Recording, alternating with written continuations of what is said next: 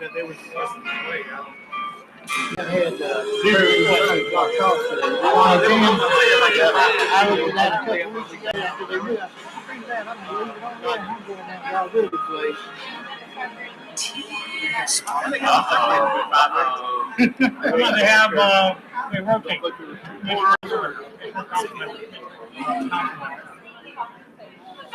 Because You should say the name tag there, but that was saying life is heavy, so I'm trying to make am I.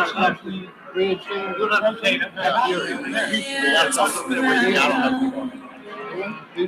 Right there. Good evening. May we have your attention, please? There has been a song request. It's time for the meeting. You want to? Can we play it after the meeting? It's up to you. Yeah, it's time for the meeting. They're going to start the meeting. Okay, that's fine. It's advertised 5:30. All right. At this time, we're going to call this meeting to order. I'd like to thank everybody for attending this joint city-county meeting. They can't hear you. They can't hear you, Rob. Well, can everybody hear me?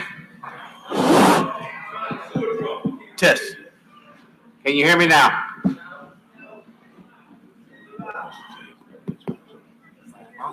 Not at any way turn the microphones up anymore? Can you hear me now? Okay. I want to welcome everybody to this city-county meeting to discuss 911 communication consolidation for the city and county. We're going to be talking about animal control, and the big thing on the list is the Richardson Center license agreement. At this time, we will ask Ms. Young to do the invocation and pledge. May we bow our heads, please. Father God, in the name of Jesus, Lord, we come before you right now just as humble as we know how. We pause first of all to tell you thank you. Thank you, oh God, for allowing this appointed time, oh God, for the county commissioners of Columbia County and Columbia and the city council of Lake City to come together, oh God, to take care of the business of Richardson Community Center. We ask, oh God, that you just help us, oh God, that we'll forget about ourselves and concentrate on the interests of this community. From the babies to the elder, everyone, oh God, help us, oh God, that we'll put them first. Help us, oh God, that we can get recreation, structured recreation. We can get programs. We can pull all of this together. We know that we can do it if we put you first. So we say today, oh God, have thine own way. We ask, oh God, that you bless the entire Columbia County, Lake City, Florida. In the matchless name of Jesus, we pray. Amen. Amen.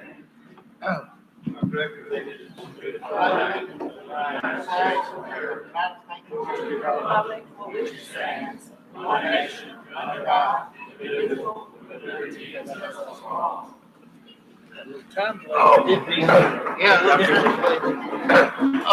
Okay. On the agenda tonight, we're going to switch the agenda around a little bit because the sheriff has some prior commitments. And so we're going to do 911 dispatch first, and then we're going to go into the animal enforcement, and we'll do Richardson last. So at this time, board, if I can get a motion to approve the agenda. So move. Second. Got a motion and a second. All in favor of approving the agenda, say aye. Aye. Any opposed, like sign? Mayor. Okay, we'd ask the our city clerk to call the roll for the city. Mr. Jernigan? Here. Mr. Hill? Ms. Young? Here. Mr. Sampson? Here. Mayor Witt? Here. Mr. Johnson? Here. Mr. Kennan? Here. Chief Butler? Here. Okay, and I'd also like to welcome everybody and thank y'all for coming out and taking an interest in our community. Okay. At this time, we're going to talk about the consolidated 911 dispatch. We've had a committee working on this now for 2 or 3 months, and we pretty much got most of the kinks worked out, I think. But basically what I wanted to do tonight is have the sheriff come up and talk about the advantages of a consolidated 911 and the chief of police, and basically get the consensus of the city council and the board of county commissioners that they are okay with, agree with what we're doing with the 911. So Sheriff, are you going to come up at this time?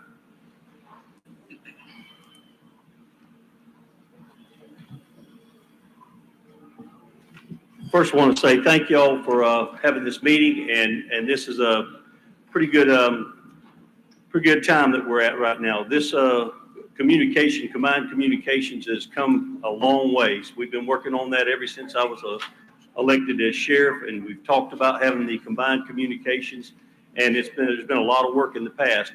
We still have a lot of work ahead of us. I want everyone to know that I am for combining our communication center. But we've got some things that we have to work out statutorily and also policy-wise. There's still a ways to go, but we've come a long ways over the last several months in actually bringing this to fruition. And I know that working with Chief Butler and our two organizations have really come together. We've had a lot going on in our community. I think that it's going to enhance our ability to do law enforcement activities in the community, and working together have a safer community. So I want to say thank you. I do hope that both boards can come together on this, and that as we move forward, we'll be bringing back some things for board approval in order for us to work together. And I know that there's going to be a lot of anticipation that, this is going to happen, and it's going to happen quick. We've got some things that, when you start dealing with computers and radios and funding, it can get a little bit laborious, but I can tell you we're working as fast as we possibly can to make sure that we have the best system that fits our community and our services that we provide, so that we can provide a good product out there for our citizens. So thank you all. Do y'all have any questions of me? Yes, I got a question for you, Sheriff. When you say combine, it would be the sheriff department combining with the police department, am I correct? So we don't have to go through, you call the police department for, then they say, well, since you're not in the city, you have to transfer over to the county. So all that's going to stop, and you will have better response time, am I correct? Correct. The way we've envisioned this, and I don't want to speak out of turn, but the way we envision this and the way that we're looking at this is that the city dispatchers would come to the combined communications center, which is out on 90 West. Yes, sir.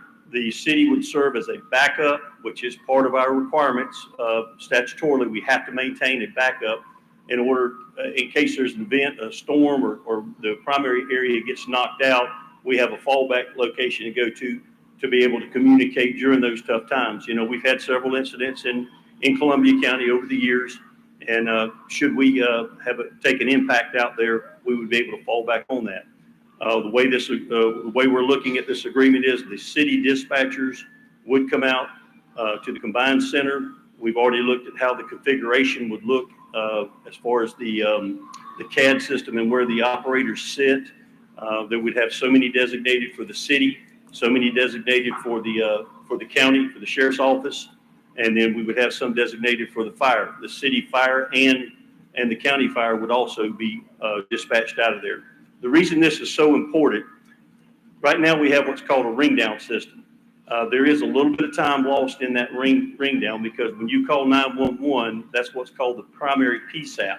That's the primary area where the call comes into, and the county's responsible and liable for that. So once that call comes in, if you want to have a secondary location, then they take the information, they ring it down to that secondary location. That's what we have now.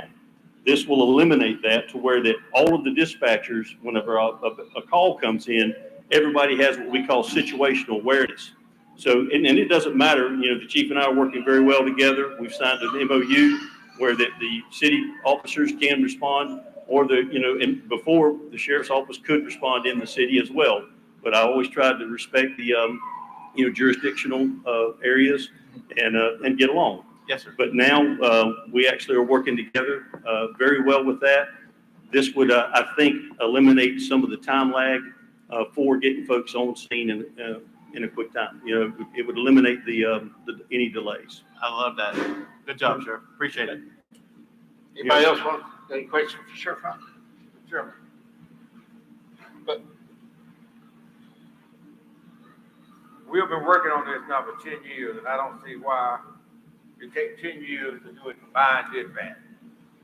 And I don't know where the can't get the holes at, but I expect that tank to be cleared out. So the most important thing is for the citizens of Lake City and Columbia County.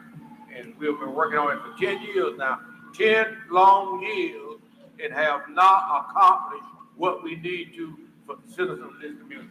And I want it stopped, and I want it fixed. It's just that simple.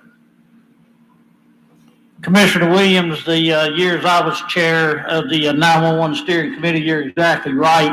And one thing I'd just like to emphasize, if we don't get nothing out of this meeting tonight, the citizens of the city of Lake City, you need to pay real close attention to this, because irregardless what somebody may want to say, you and your family and your loved ones are the ones that are vulnerable.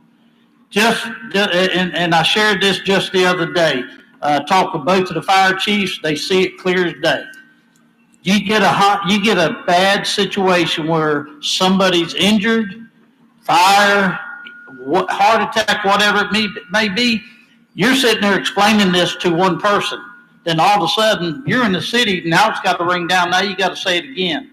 And I'm not gonna just say his name, but I'll quote a fire chief: "Seconds mean lives." And as Mr. Williams said, he hit it dead on the head.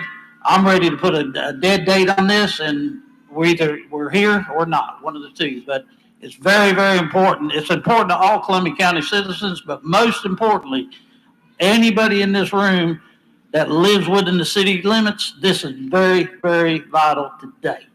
It must happen, and we're going to make it happen quicker than you think. And actually, it's 15 years we've been working on this. thanks, Sheriff. Thank you, guys. Thank you. Chief Butler? Yes, thank you. Like the sheriff said, both law enforcement agencies are working closely. This is just another step. This move only makes sense. Somebody calls and there's a problem and they've got to be transferred. God forbid the call gets lost in the transfer, something happens. We have situations where the police department's involved in something and there might be a deputy a couple of blocks away and he's not even aware of it because their dispatch center's not aware of it. It's going to make us more efficient, more effective, and honestly cheaper, and to do a better job for everybody. We're at the point now where we're talking about getting the technologies merged. Fortunately, the city and the county are basically working off the same systems, so merging them is not going to be that hard. Already spoke with the sheriff. There are some slight differences in our policies. We're going to get together and work those out so the dispatchers don't have to think, am I dispatching for the sheriff or the police department? So I think this is a good move all around, and hopefully it'll get done sooner than later. I don't see a lot of major issues coming up. But if you have any questions. Y'all are going to utilize all of the people in your department and his department together, right? The dispatchers are Yeah. going to all work for the Columbia County Dispatch Center. They're no longer going to be city employees because you can't work for two different bosses. It wouldn't work. So they're all going to work there. The issue both agencies have, or both centers, is finding qualified people. This will help alleviate that problem. I just want to make sure that nobody's kicked to the curb in all this changing. That's what I. Nobody's going to lose their job. That won't be a problem. Actually, both sites are currently understaffed, so that won't be an issue. So right now, the city and the county are having trouble staffing their 911 center with dispatchers. So it actually will benefit both city and county trying to compete with each other for employees. Commissioner Williams? Mr. Chairman, I'll use one of the sheriff's old cliche that You know, I don't care how much lipstick you put on a pig, he's still a pig. Here's what bothers me. When we're in the public forum, it seems like we all getting along. But when you look at the reality of it, you shuck it down to the car, there's a lot of bickering going on the inside. And the bickering got to stop. You shouldn't have taken, we shouldn't be here this long. I agree 100%. Yep. We need to, you know, the city and the county has got to work together. That's just a must. So, anybody else got a question for Chief Butler? Chief, thanks, sir. Thank You've you. been a great help in trying to get this accomplished. Appreciate it. Thank you, Chief. Mr. Crawford, Chief Crawford?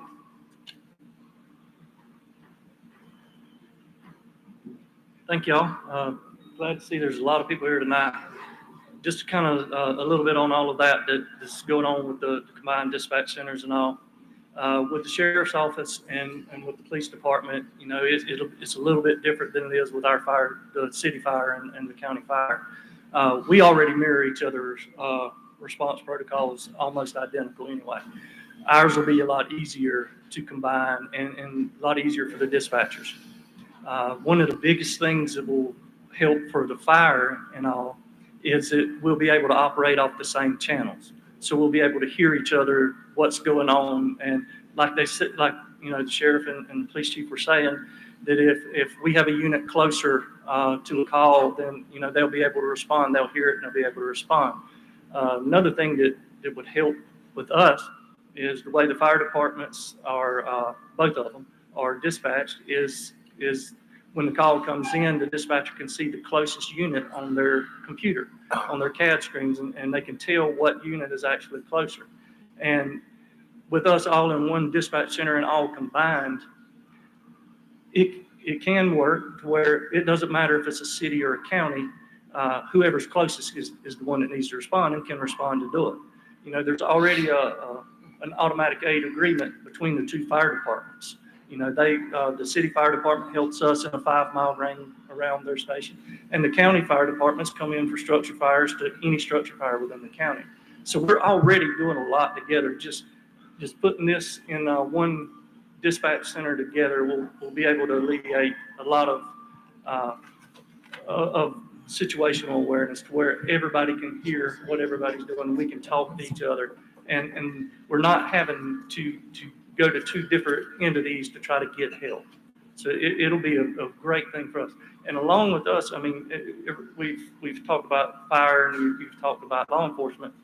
EMS is part of that dispatch center too, the ambulances and all for Columbia County Century.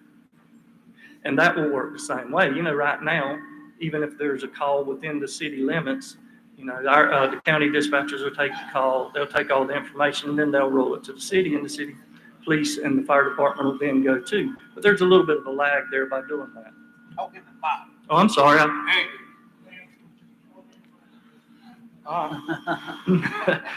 Do I need to go back over any? Okay. No, Okay. Anyway, just to let everybody know, it's a very good thing. It needs to come together and needs to be done, and I agree with that. Thank you. Thank you, Jeff. Anybody have any questions for Chief Crawford? Is somebody here for the fire department for the city? There you are. Okay, I was looking for you. I didn't see you. Come on up.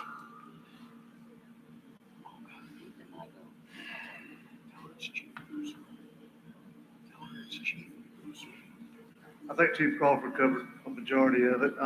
We can't hear you. Come closer. Hear me? I didn't You want to take it squeal out. like Chief Crawford was. I think Chief Crawford covered the majority of it. It does come down to life safety issue, not only for the citizens, but for the first responders. We respond to the same calls, as Chief Crawford said, structural fire calls. In the process of responding, either the county coming to the city or the city going to the county, we have to change channels at this time to get on the same frequency.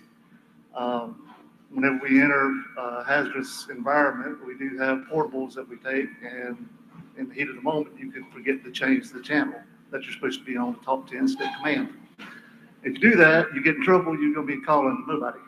So it could definitely be a life-threatening situation that you get yourself into. We actually were with the county dispatch a few years ago. I think there was some players that didn't get along, so we kind of separated ways. I think it's a good thing. We definitely will make a better response times on inside the city for sure. And there's not going to be any miscommunications. Mr. Williams can start telling a story, and the time he gets down here is completely different. You think about that in emergency situations, more people that have to process the information and then put it out, it could be construed completely different. I'm looking forward. I like working with the county. I like working with everyone in the city and the county. And I think this is a good thing and we need to move forward with. Anybody have any Thanks, sir. questions for, Mr. Boozer? Thank you. Tom, would you like to come up and say anything? I mean, when I first started dealing with this, I talked to you about all the positives, and you give me a whole list of positives, and I said, what about the negatives? And you said, I don't really know of any. So, yeah. For y'all that don't know me, I'm Tom Brazil. I'm now one Senate Director. I've been there for 10 years now.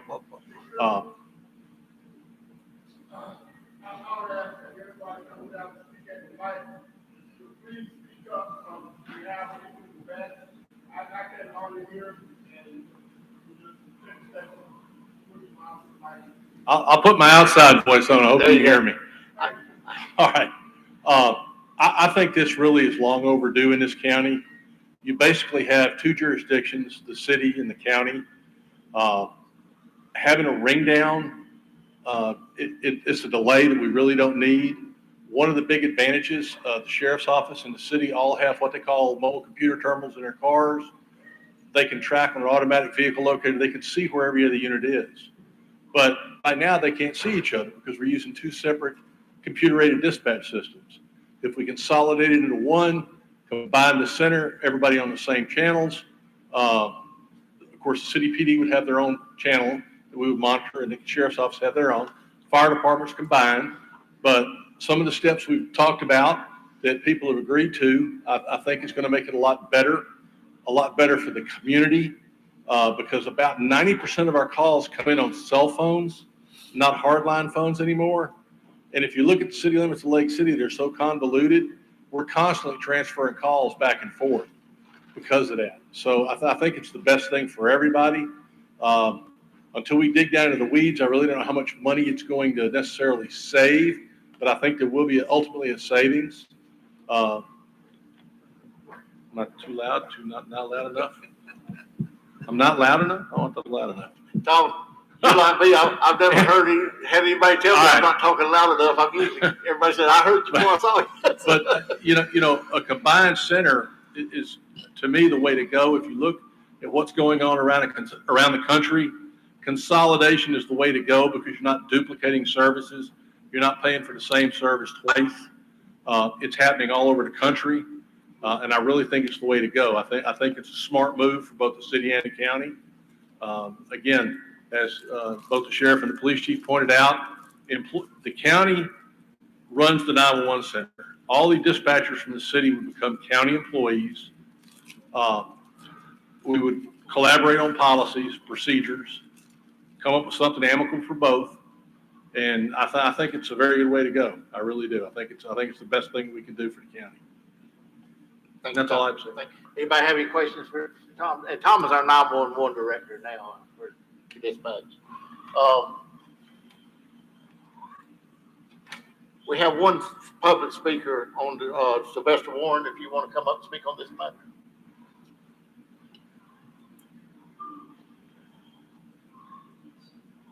Sylvester Warren, Commissioner, City Council members.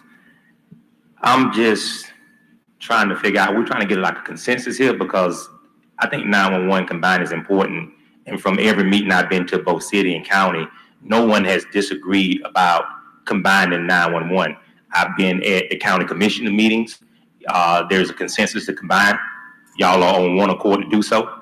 I have almost perfect attendance at the city council meeting, and this current council has agreed to do it. So it's important. It can get done.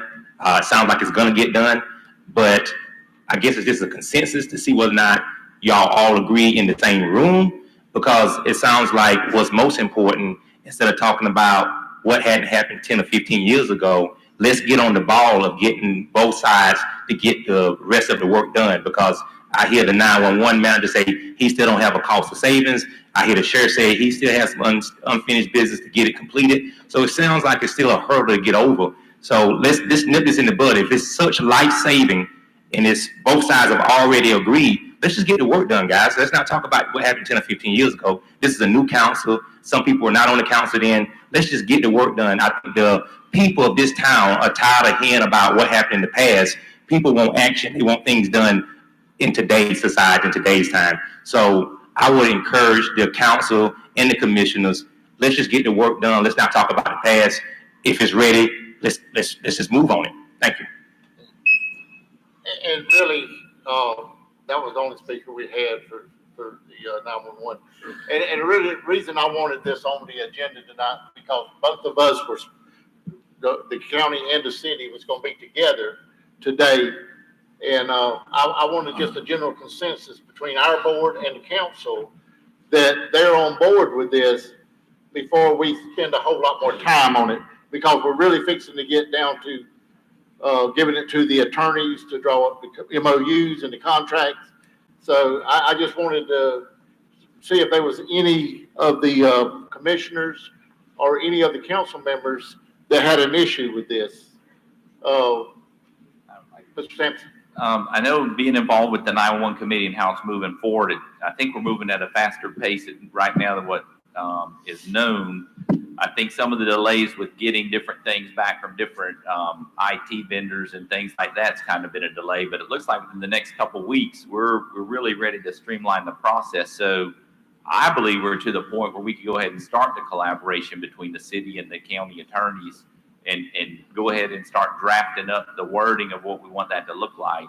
And I think the sooner we begin that, then it won't hold us up when we come to the other agreement. So I would even be willing, you know, if we're making motions, to make a motion that the city would move forward in authorizing the staff, including the manager and the attorney, to go ahead and start the drafting process to bring a final document to us. Okay, is that a motion? Yes. Okay, is there a second by the council? Mr. Chairman, you have a question? Can you take another question or a statement or whatever? Yes. I think it's a good thing as well. However, I just want to know, before I vote on something, I like to know exactly what's going to happen. You know, I can't go on what may happen or what should have happened. I need to know exactly what the product is. So I don't know the product. I hear the sheriff talking, I hear the chief talking, and I believe both of them. And I heard the 911 supervisor say what he knows, but there's no product. There's nothing there. I don't know what to vote on.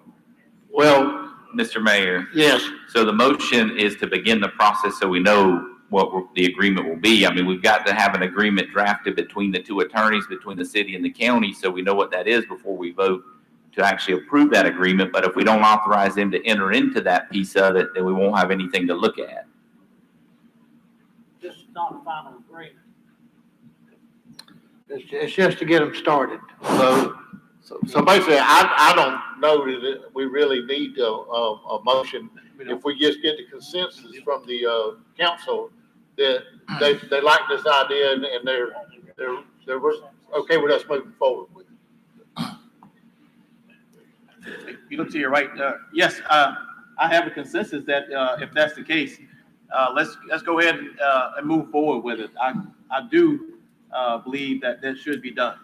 I really believe in the sheriff and the chief of police. I believe in two of those guys can definitely work it out. So let's get it worked out. No motion. Okay, we have a motion. Is there a second? Second. Okay, any further discussion by the council? Ms. Sykes, will you call the roll, please? Mayor, can you hear me okay? Can you hear me? Yes. I'd like to just verify the motion. I believe Mr. Sampson had asked for a final document to come back for consideration, but then I heard him say a draft document. So I just want to make sure that the motion is for the city to move forward, to authorize the manager the city attorney to bring a final document or a draft document to the council for consideration on a city-county consolidated 911. So which is it? I would say the document for the final approval, which would be the, Motion would be for us to begin the process. to begin the process. Yes, Ms. Sykes. that's correct. I'm gonna ask y'all if y'all would speak closer to the mic. We can't hear y'all down here at all. Okay, sorry. Mr. Sampson? Yes. Mr. Hill? Yes. Ms. Young? Yes. Mr. Jernigan? Yes. Mayor Witt? Yes. And at this time, I'll ask for a motion for the council to move forward with a contract to present to our board and to the city. So move. Second. Got a motion and a second. All in favor, say aye. Aye. Any opposed, like sign? Motion carries. Thank y'all, gentlemen. And like I say, we are working on this diligently, trying to get this moved forward as fast as possible. And I agree with everyone. It's the best thing that can happen for the city and the county residents as far as 911 is concerned.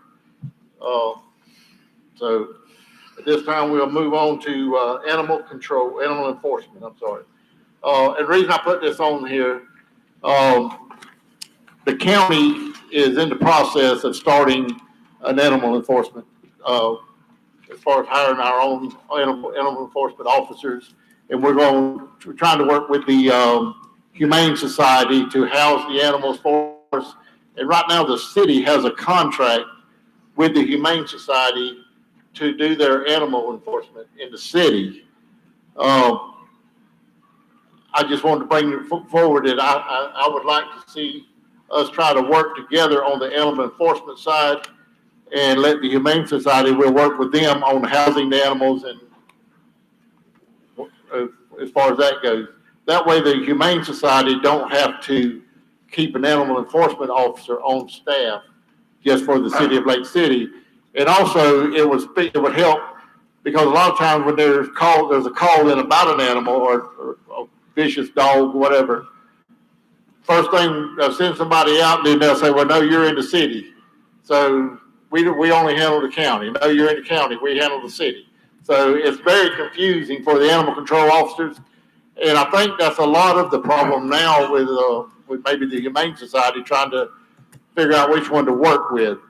So I just wanted to let the city know that we are going to do animal enforcement with the county, and we'd like to work with the city on animal enforcement also. I have some extra copies of the agreement we have with the Humane Society. The city council got a copy of it today. I've got some here for the county commissioners. Going to pass that down to Mr. Murphy, and there y'all go. That way y'all can see what the agreement does say. Okay. And like I say, I brought that up just for the, if there was any discussion on it. I don't know if I have a card on this. Sylvester? Okay, all right. So any discussion on that, any questions, or anybody want to talk about? So, this time, I guess, we'll move on to Richardson. And let's discuss Richardson Community Center. Chairman, I want to make a motion that we accept the deed from the city and take ownership of Richardson Community Center. Second. Okay, I have a motion and a second for the county to take the deed, take over, accept the deed. Take ownership, accept the deed. Okay, let's open it up for discussion. Anybody having discussion on that? I think Ms. Young had something. Sean? Yes, I believe that, that is an issue at this time. Being that the city,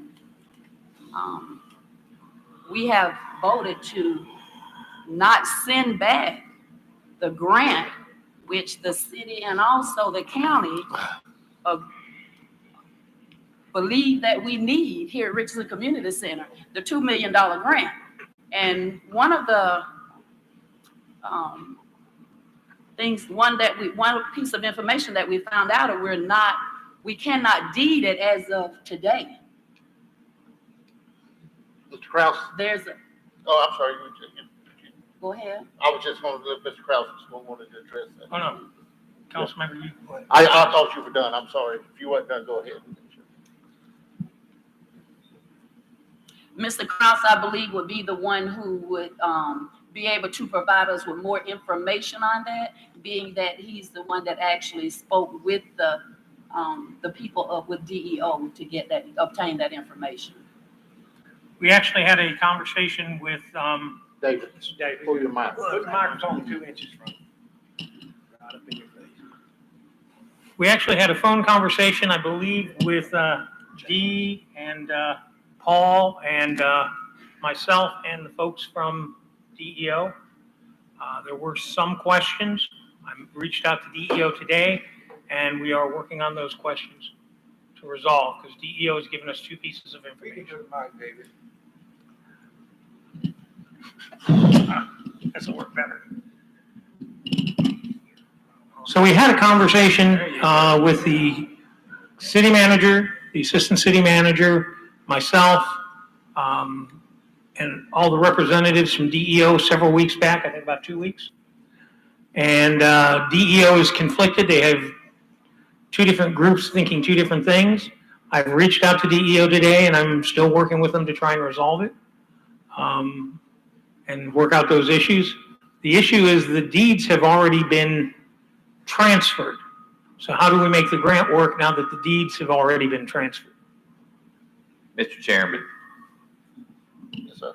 So one question would be, could the county be a signatory on the grant? Would that be something that DEO would allow? That's one of the things we've asked. That's probably the easiest way to solve it if they'll allow that. Mr. Chairman, Commissioner Williams? David, this sounds like a two-headed dragon talking. One talking out one side of his body and the other talking out the other. We were advised in the past that DEO said that it didn't make any difference who owned the property, that the grant would have to be auditioned by the property owner. So now are you saying that there's a problem with that? So Commissioner Williams, you are correct. We got in writing from DEO, I think it was in December or sometime, I can't remember the exact date, where DEO said there would be no problems with the deeds being transferred over to the county. And that was before the city transferred the deeds over to the county. In our conversation this week with DEO, those people still said, yeah, that's fine. The environmental review people said there could be a problem with the environmental review. I have a problem with this back and forth information because I spoke with Commissioner Williams. You asked me about the grant. And I assured you that I would get with the city manager, which I did, Mr. Dow. And he got back with me on the information. I was informed the day before our meeting prior to yesterday that there was conflicting information that we received initially. And the last information provided to Mr. Dowell and related to me is that we cannot deed the property, Richardson Community Center, to the county. So the original information was not conflicted, but when we met the other day with Dee, and Dee was there, he can verify, the environmental review agent said that there might be a problem with the environmental review and it being a violation if the property changed hands prior to the completion of the environmental review. And that's what we're trying to resolve. The problem is the deeds have already been signed and sent over to the county, so that transfer has already occurred. But we didn't accept it. We made a vote to not accept it. It has not been recorded, but the deed itself is in the county's possession. That's a legal question that I would respectfully request that you refer to your attorneys. And Okay, well, I'm sorry, Shabella, go if that ahead be now. the case, then the grant, the $2 million goes away. Mr. Feller, you told me that the city was not going to pursue the $2 million. No, sir, I didn't. No, sir, Excuse me, I'm Mr. talking now. Go ahead, but go ahead. When I had a conversation, when I had a conversation with you, you said that there was a problem with the grant, and at that time, that you didn't think the city was gonna pursue the grant. I didn't think, and this is what I said, Mr. Williams, Commissioner Williams, that there was, the city was in question about the flooding, and if we were gonna be able, if the grant would be if the grant can be modified. And we found out that the grant cannot be modified according to Mr. Kraus at that time. Am I correct, Mr. Kraus? That's where the question lies. So the specifics are the city council voted to ask for a modification of the grant. And if the grant did not get modified, to turn the grant money back into DEO. As such, I believe you sent them a letter? Dee sent them a letter. I sent them a copy of the minutes from the city council verifying that fact. Since that time, I guess the board took a vote last night. I wasn't at the meeting, so I don't know. But that, I would refer to Dee at this point. Mayor, if I may, we did inform the DEO. You gotta get your microphone put in. We did inform the DEO that we could not cancel that grant without a resolution, so they were informed of that. So he has actually not canceled the grant. The grant is active. Okay, so I have a motion on the floor. Hold on just a second. So Tuesday, Monday, Friday, whenever it was, myself and Joel, I think it was last Friday, you, David, we didn't even know. Microphone, Tim, microphone. We didn't even know where the grant was at the other day. You went out looking for it. I'm sorry, let me take that back. The deed. So where was the deed at? The deed was in a file in Okay, our but- offices. But we still haven't accepted it as a board. We did not vote on that. Last meeting. I guess I would refer to Joel at this point on how technically that was worded. Technically, we took a vote. Yes. It Yeah. was 4-1. Again, I refer to the attorney. Commissioner Murphy, can you guys hear me? I can't. Joe, you gotta talk up. Joe. Buddy, I'm about an inch from this mic. I'm trying to make sure I'm heard. Okay. The issue that you're having here is the way real property is transferred. The deed has been conveyed, acceptance is presumed. The Board of County Commissioners has said, we don't yet know if we want to accept that. And so the motion before the board that's been made by Commissioner Hollingsworth is whether or not we want to take the deeds that have been tendered and record them. So in Florida, the recordation of the deed is the formalization of the transfer of the property. The conveyance from the city to the county occurred when the deed was tendered to the county. So it's because of the multi-step nature of the process, the attachment of equitable title, there's all sorts of real property issues. Whether or not DEO is going to view the conveyance of that title as somehow compromising the grant, we don't know that yet. These issues were brought to my attention a few hours ago. And so I do not know the answers to these questions yet. I don't think anybody does. And that is the operative issue, and I think that's what Councilwoman Young is raising, is that we don't know. I don't mean to speak for her, but I think that's what she's saying. However, the motion that's on the floor is to take those deeds that are in the physical possession of county administration and have them recorded, which would formalize the conveyance. That's the motion on the floor. But again, at a prior meeting, Mr. Chair, I back taking the deed as long as we got a plan. Do we have a plan once we get the deed? Yes. We talked about it at the last meeting. Run the community center just like all the rest of the community county, providing a facility for recreation and providing a facility for. Y'all got to quit talking in the audience. We can't talk up here. Y'all talk out there too.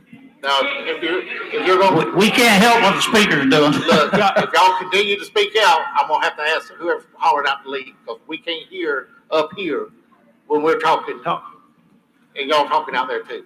I think when y'all are talking, I think when you're talking, well, we're trying to speak as loud as we can. I'm sorry.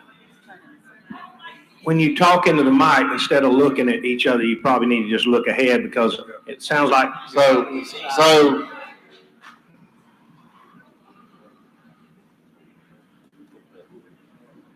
Can y'all hear me? so basically, can you hear me now? So basically, at the last meeting, we talked about accepting the deed and running the community center like any other community center.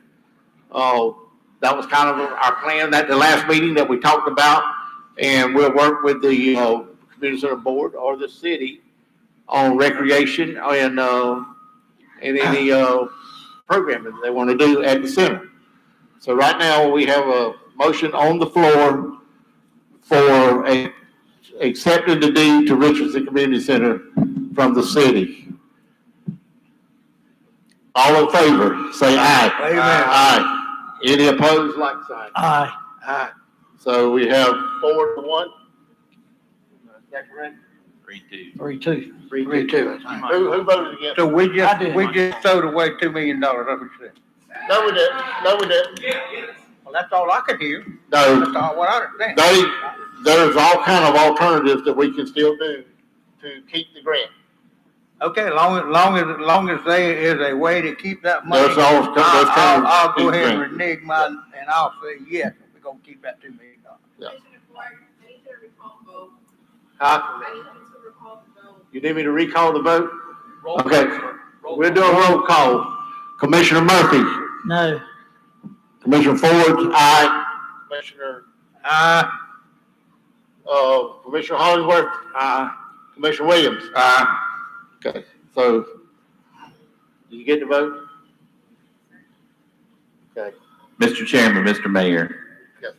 I would like to make a motion that the city would authorize Kraus, County Manager Kraus, to facilitate the grant and be the grant administrator on behalf of the city. If the county's willing to do it, and that he would seek a joint application. Okay, there's been a motion to have Mr. Kraus handle the grant application. Is there a second? Second. Okay, any discussion by council? There is discussion. There is discussion. All right. Go ahead. The first thing is, did anybody talk to Mr. Kraus to see if that's what he wants to do? Would he do that for us? We have offered to do that in the past. Yes. You willing to do that? Yes, as directed by my board, absolutely. And I would ask Mr. Johnson, what is your stand on that? Because the grant is in the city's hand. It's this, anything that happens, it falls on the city. So what's your stand on that? Well, I mean, it's up to the council to make this decision. We are authorized, as far as us, we are responsible for the $2 million. It does not matter who administers it, but I have no preference. Well, that's my concern is, the city is responsible for it. And if this facility fails, then the city is left with their bag, correct? That is correct. So the obligation, as I understand it, is the center has to stay open for 5 years. Is that correct, Mr. Kraus? The grant requires the center to be stayed open. And all, Yes. have we ever failed to keep a community center open? We're gonna keep it open. Not gonna let it close. So, I think that, you can trust the county that this facility will stay open as a community center. Can we trust the county that it's gonna stand with recreation? Structured Well, recreation. I think you had something you wanted to say about, you got anything you want to say about recreation, the plan? Mr. Mayor, we have a motion on the floor. Yeah, we were having discussion on the motion. Okay, so I want to make one other comment. If the county would be willing to be a co-signer on the grant, I don't know if y'all would be, but that might facilitate it with DEO to make it a little easier. I think, speaking for myself, whatever the county has to do to help make this grant possible, we will do whatever we have to do to make it possible. I would have no problem with that. I mean, it's a District 10 grant, and it's a District 1 grant, and I'm like some of the gentlemen spoke last night and ladies at the meeting. I don't want to see this grant disappear. I know that the community needs it. So on my part, I would definitely do anything. I would have no problem co-signing with it. If you want to call it that, I mean, this stuff changes by the day, as everybody in this room can see. I mean, it's changed since yesterday, so I don't know. But I think the community deserves a grant, and I'll do everything I can do to save it myself. Mr. Chairman, I have a motion. After this motion is on the floor and passed, If I'd there's- like the opportunity to make a motion. Okay, if there's no other discussion, then Ms. Ox, will you call the roll on the motion? Mr. Sampson? Yes. Mr. Hill? Yes. Ms. Young? No. Mr. Jernigan? Yes. Mayor Witt? Yes. Motion passes. Mr. Commissioner Williams, you have the Chairman, floor. I would like to make a motion that the county co-sponsor, this grant with the city so that we can show, the grantor, the city and county is working together to make sure this possible grant works. Second. Have a motion and a second. Any more discussion? All in favor? Aye. Aye. Any opposed? Motion carries. Oh, now, as far as programming and recreation goes, we work this out with the staff, but I'm okay with helping fund some recreation and programming out here. I think we should fund some, but I think the city should also participate in funding that recreation and programming. And the community center is in the city, so I would like to see the city or either the community center board facilitate the programming or the recreation that's out here.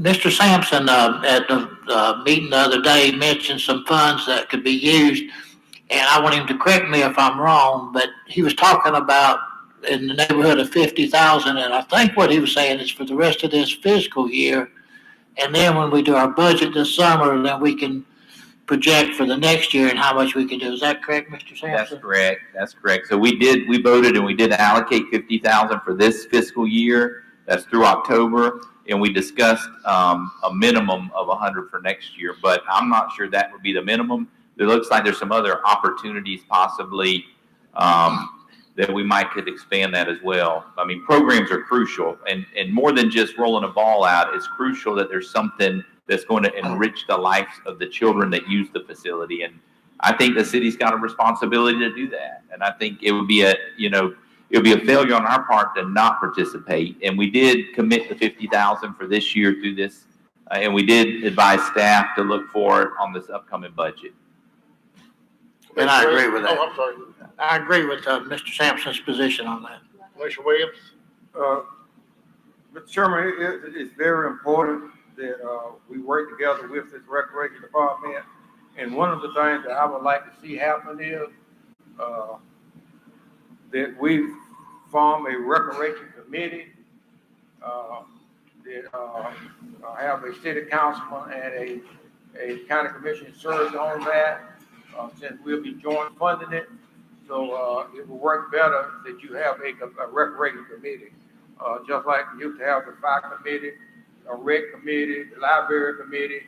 When both entities was funding a program, I would like to see that take place where there is a recreation committee, one representative from the city and a representative from the county, along with who else they might designate to be on that committee.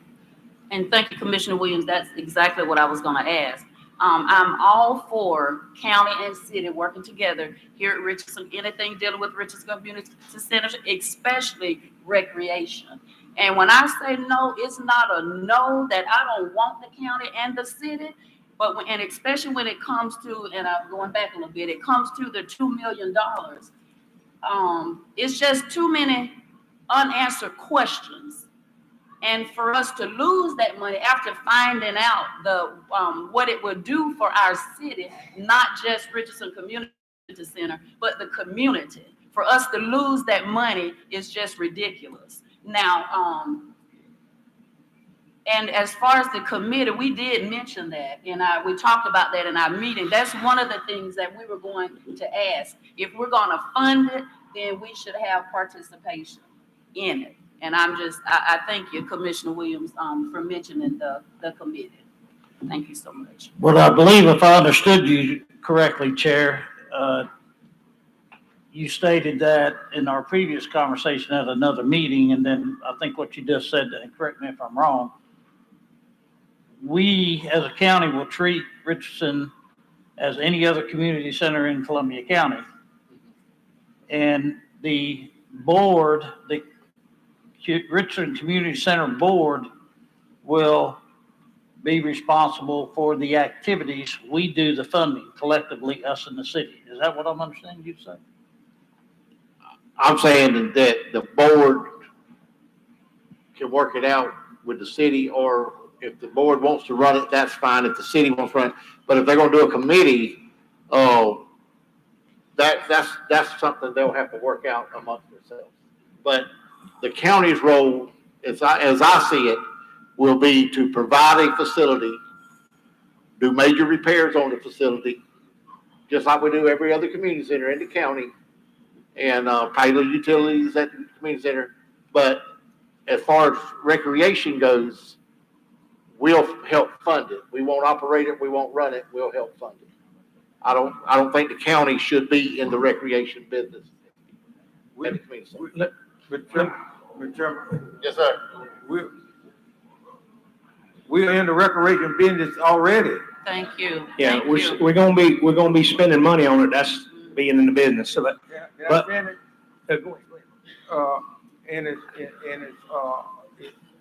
And Richardson cannot be treated like any other recreation center that the county have.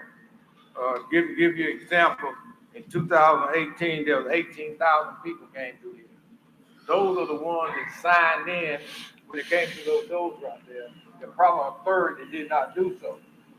In 2019, there were 16,000 came through those doors and signed a piece of paper saying that I'm at this facility. And the only off year there's been was 2020 with COVID and 2021 with COVID. 2022, there were 14,000 came to that door. So you have a facility that's completely different from the other recreation centers.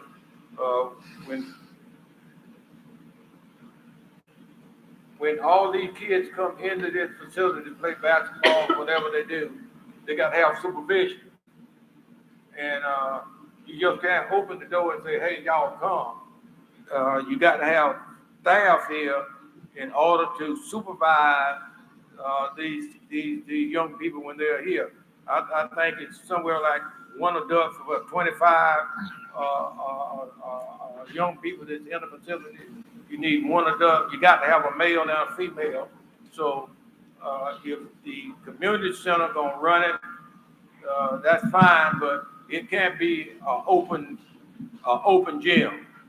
It got to have some sort of organization, and it got to be worked that way because too many come in this facility in order to participate in recreation. I would add, I want to ask, how would are we going to let staff work this out or the committee work this out? But how much money would we do? Is it something where we would help the city in a certain amount of money? Is that, we're going to get together on that and find out how we're going to do that? Be determined. Okay. Well, let's decide who's gonna run it tonight. Well, we have a contract with the community center board.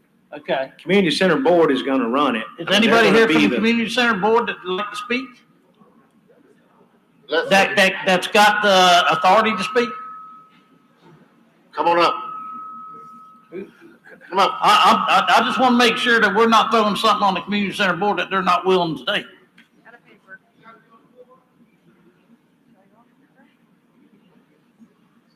Okay, I'm Tammy Magstead, and I'm the treasurer. Okay. I'm gonna just read my paper, and this will be the easiest. That's fine. there's been a timeline of events that have happened in the Richardson Community Center this past year. It's been mentioned that this has really gone on for years, but has come to a head in the last few months. When the county cleaned house last fall, they placed a coordinator and a maintenance personnel to keep the facility running. This was Alden Rosner, and then it was some men that were doing maintenance, and they kept the thing open, and we had our hours set, okay? Our board started meeting in October with the county manager, Mr. Kraus, and the attorney, Mr. Foreman, to establish current boundaries and accountability with programs and funding. After hours of meetings, we finalized a licensing agreement and a new rental form to be used going forward. We met with all other community centers and the county manager to discuss rules and liabilities. We finalized details who handled which funds relating to recreation versus rentals. The plan was supposed to go into effect January 1st. In December, the controversy over the deed began between the county and the city. And here we are today.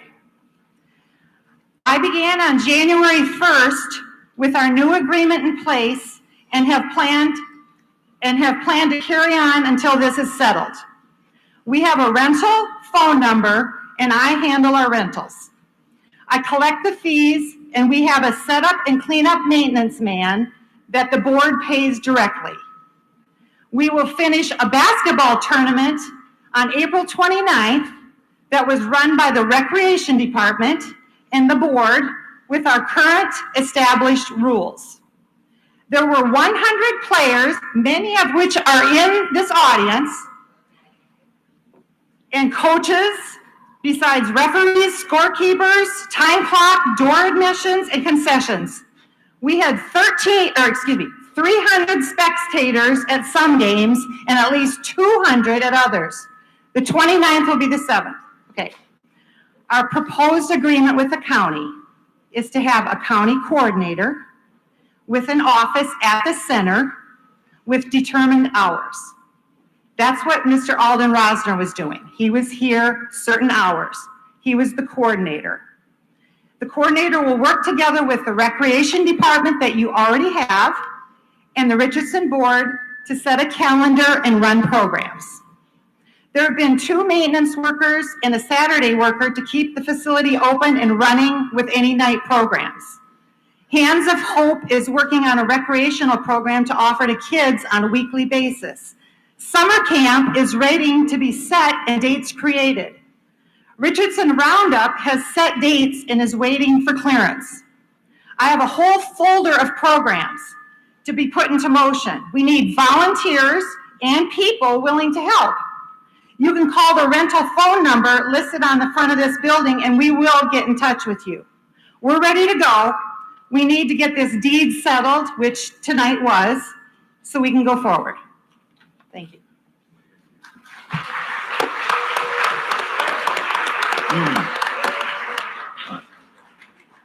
I'm Leonard Johnson, Vice President of the Richardson Community Center Advisory Board. You know, I'm excited that the City Commission and the county has come together in a collaborative effort to make things work out at Richardson Community Center. As Commissioner Williams has said, this is a unique community center. I understand the county want to fund it as any other community center in this county. I think that's great, but there's more to Richardson than it is at other community centers. Without an administration here, this place cannot operate. The advisory board cannot run this place without a staff here. There are thousands of people coming here for various reasons. There are all kinds of programs, pickleball, basketball, banquets, football, basketball banquets. Everything happens out here at Richardson Community Center. And there has to be someone here for simply liability reasons. We have to see that the facility is taken care of. You just can't let someone come here without some supervision of staff on site. And so it's a matter of the county and the city working out How are we going to fund the administration? How are we going to fund the recreation and the programming that occurs here? That's the big issue. The advisory board is, well, what's going on at Richardson? There may be issues as it relates to rentals. Well, we take in the rentals, but we give that money right away to the community. We fund programs for uniforms for kids. We fund scholarships. We give donations. That's what's happening with the rental money that is generated by Richardson Community Center. Richardson Community Center and Recreation is tied so close together here that it's almost impossible not to work together to make it work. And I'm thinking that the city and county is finally coming together to do a job that really requires both of you. The county shouldn't have the total responsibility of this center, nor should the city. You should come together and everybody have to give their fair share of what it takes to run this facility. If it takes staffing, then let's make the contribution to make it happen. It absolutely requires staffing here. It can't happen without staffing. You have to have janitorial here. You have to have custodians here. You have to have people supervising kids. You just can't let somebody just come here and nobody's here to answer any question, to provide what is needed, to unlock doors, to make sure the bathroom is clean. Everything has to be taken care of. It takes a staff to do that. And so I don't think we need to fool ourselves that just somebody, that somehow it can just magically happen. It cannot be. You have to put in the funding for it, for recreation, for the programming, for the staff to make it work. And that's the bottom line. You got to work out, well, how much you're willing to do and how much are you willing to do. I think the public need to know, because I don't think we all know how much it really takes to run Richardson Community Center. The figures that I saw and heard of, it takes nearly $1 million to run this facility.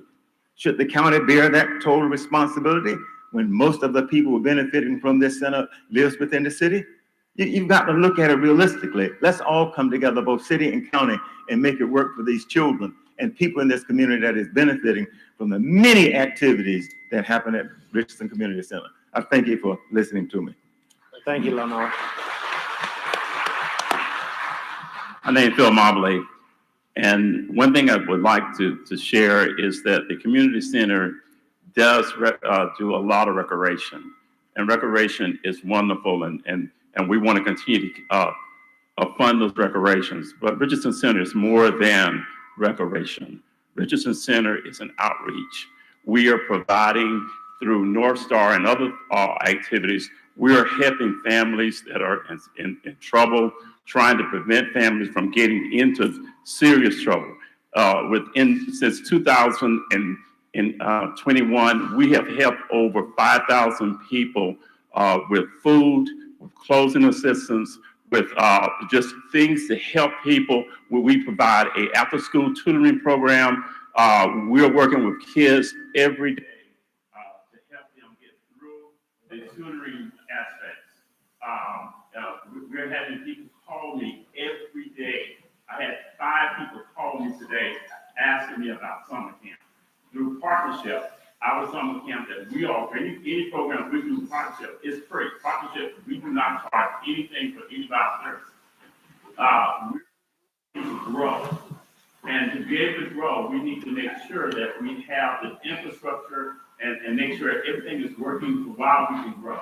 So working with the board, working with the county, working with the city, it will cause us to grow and continue to provide those high quality services to each and every one of the citizens in Lake City and Columbia County. So we thank you, and I think the board is ready to continue to work with the county, work with the city to be able to help formalize that arrangement and move forward in our outreach and our education and one thing I will say is that we do need more enrichment programs for our young people in this community. And enrichment, exposing our young people to things that they will never see in Lake City. And so we need to be able to help that, and we need to develop that, and we're looking for people to help. I We have organizations that are coming up to us every day, ready to expand our services. And since January, we had to put those services on hold until all of these decisions are made. We're ready to keep moving forward and continue to make this center and Columbia County a great place to stay, be for every citizen in this community. Thank you, and appreciate it.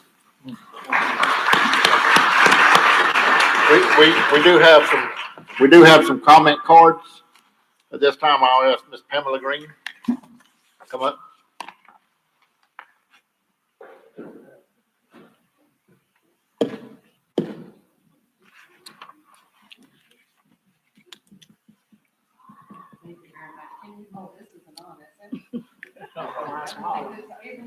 Yes. But this actually. Hear you good.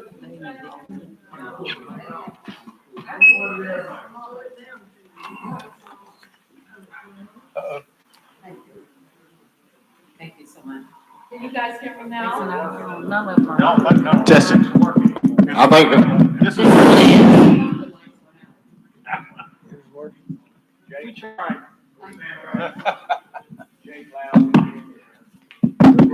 That was on, yeah. Thank you.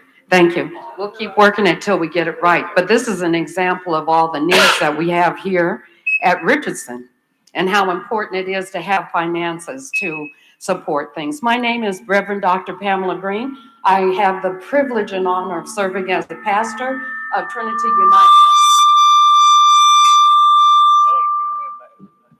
Trinity United Methodist Church that you can see right down the road here. Both churches established in 1863, and I'm also the pastor of New Hope, and we were here for a while, since 1863. And of course, those history buffs, you know, that's when the Emancipation Proclamation. Those folks have been fighting and surviving and striving in this community to serve the Lord and do what's right for the children. To do what's right for the children. And I will tell you that the leaders in my church have all come from a place where they've been in structured activity. Every leader that I have in my church, every man, every woman that steps forward has been in a structured activity. Prior to answering the call to the ministry, I was a clinical psychologist for children for 20 years. And I will tell you, I was at Johns Hopkins, I was at Emory University. I can tell you, the children that I worked with in those communities, those that made it were in structured activity. Those who made it and maybe had a chance were in structured, overseen activities, and not structured activities that were funded at $50,000. $50,000 is what some of us pay for a wardrobe. Come on, people. Let's be serious. You have so many children here that need so much help here. Really and truly, I beg of you as a pastor who gets to hear kids talk about being suicidal, a pastor who talks about having to see their parents fight, a pastor who has to see we don't have food on our table. That's what I get to hear. And my fiance can tell you the number of days that I'm out going to get food for people. He calls me and say, honey, are you coming home anytime soon? No, because I'm out feeding people. I don't know if you all know this community as deeply and well as those of us who live in this community. $50,000 is not enough to fund what these children in this community need to be successful. And need I remind you, as I've reminded you before, the school failure to jail pipeline, we all know those statistics. I don't need to remind you of those. Those children who are in structured activities are not a part of that pipeline to jail. And we know that if they go to jail, what's going to happen after they're in jail? Last statement that I want to say, you all know the saying, a community is known by how it cares for its vulnerable. How do you all want to be known? And what do you want your legacy to be 10 years from now on the decisions you made for the children in this community? Thank you.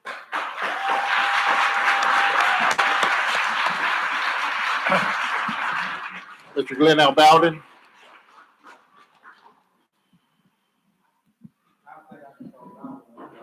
Not for those folks, they want to hear you. Commissioners and councilmen and councilwoman, for me, it's all about the program. The building is here, it's nice, it's cold, it's more than cool, it's cold. So we know the building been maintained. You know, we know you spent thousands of dollars out here. So the question today is what you're going to do about programming, about recreation. That's really the need. You got two choices. You can either fund the community center, the recreation aspect of this, or you can send some money out there to about 1.5 miles north out there in Five Point. Is it going to be community center or detention center? I just give you some background on me. I got locked up when I was 21 years old. When I was in prison, most of the people in prison was my age. The difference between me and them was this. That was my first time. The kids that was in there with me, young people that with me, they had been in jail 3 or 4 times. And then in our group conversation, when they sit around talking, said, what happened? We didn't have anything to do. We didn't do anything. We didn't have any program. We didn't have any places to go. So they end up in crime. So it's a prevention element here. But I want to say this. I just can't see, and I got a lot of respect for the advisory board if they're going to be doing advisory. But to go from advising to running this center without some pay, some staff, it don't work. You know, when I first started campaigning, we used to have a lot of volunteers. At some point in time, guess what? People want to get paid. A volunteer may show up at 2 o'clock, but if that person getting paid, they're going to be here at 2 o'clock. A volunteer may show up at 8 o'clock, but they're getting paid, they're going to be at 8 o'clock. So if you're really concerned about the kids and the future of this community, you got to think about if you're going to fund these programs. I know you want to get out of the recreation business. I heard you say that. The city got a recreation business some years ago. That was a serious mistake. You're either going to pay for it on the front end or on the back end. But for us who live here, I got a report from the chief of police the other day. Within a mile radius of this center, there's more gunshots and more violence within a mile radius of this city, of this center. So that tells me we need some activities, some programs, something going on out here. If you're not willing to fund the program, just say we're not going to do it. If you want to get a recreation business, get a recreation business. You know, and Mr. Chairman, you can say what the county is going to do. You can speak for yourself, but the next election, we don't know what the county may do. Now, you said that it's kind of going. Somebody said you want to be in the recreation business. If you don't want to be in the recreation business, you speak for yourself. But 2 years from now, it may be a different opinion about whether you want to be in the recreation business or not. I'm suggesting to you that the most important thing that can happen here tonight is that you all come up with a way to fund program and fund some recreation. And I'm not talking about through the advisory board. You need some professional people out here who know what they're doing. I'm not saying they don't. But this is not West Side. We go from here to West Side for event. Very few people come from West Side out to Richardson, you know. So this is a recreation center that happen to be a community center at the same time. So we need, the bottom line, money is the bottom line.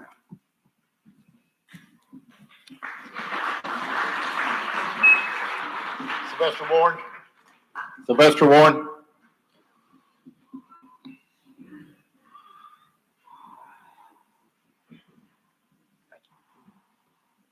Chairman, council, and commissioners, I think it's very important that I echo a few things that have already previously been said. If you look at the National Parks and Recreation study that was done, they did a study and it demonstrated and proved that structured recreation is the only thing that reduces teen crime. Everybody was talking about the teen crime issue and the kids and the violence. If we're serious about it, you have to put money behind it. And all the studies and statistics says the only way you can do that, the chief is here, the sheriff is here. I posed this to the police chief when we were fighting for recreation to be out at Andy Maddox, the resurface of the basketball courts and all that. And I had the police chief to come up to the podium. And he had to do nothing but agree with me that the studies prove that you cannot save the teens without structured recreation. So it's about money. I don't believe that the advisory board is in any position. We had the same issue, Tim. We had the same issue with the advisory board. They canceled on being able to do staffing. They didn't want to do it. We tried that. We tried to give them the staffing aspect of it. They gave it back to the county.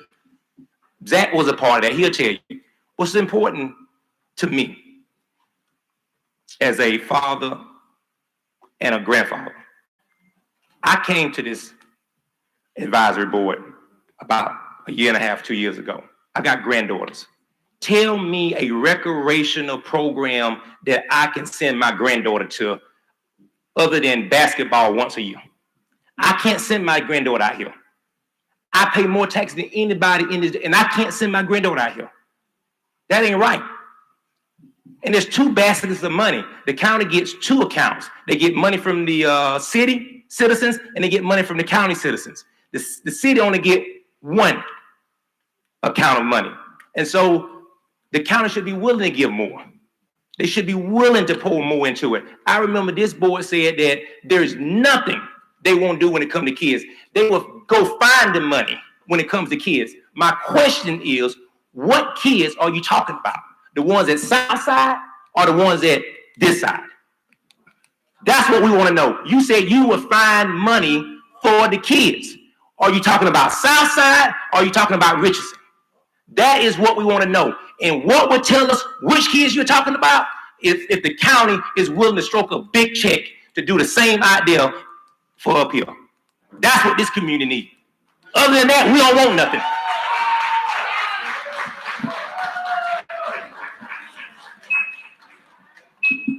That's all the speakers that we have turning cards.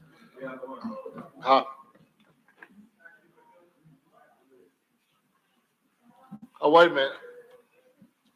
Okay, Kyle Green. I'm sorry. I'm going to jump in there, sir. Sorry. Okay, yeah, go ahead, Chief. Yeah. For that. Just, and again, as the police chief and everybody knows, if the kids don't have something to do, then eventually we're going to end up dealing with them. So I heard somebody else say, pay now or pay later. I've heard a lot of talk about basketball and sports here, and that's all well and good. Kids like sports, but we really have to do things for the kids that aren't into sports. STEM programs. We need homework assistance. You know, my wife was a teacher for 25 years before we moved down here, and she always said, nothing look of a kid when they can do their homework at school, and when they learn and they realize they get it. They want to move forward. They want to go to high school. They want to go to college. They want to get a good job. And that all starts 5 and 6 years old, not when they're teenagers. So please, if you're going to do stuff, and this is the hub of this community. You know, I've come up here for different events. It's a melting pot. It's a great location. We really need to spend the funds, but we need a diverse program. We need to work on the STEM, the education. You know, I was looking quickly at Ocala and Gainesville. We don't have to reinvent the wheel. They've got programs there. They're already working. You know, plagiarism only gets you in trouble in college. Other than that, it's good management. So if we can do that, I'd appreciate it. Thank you. Thank you.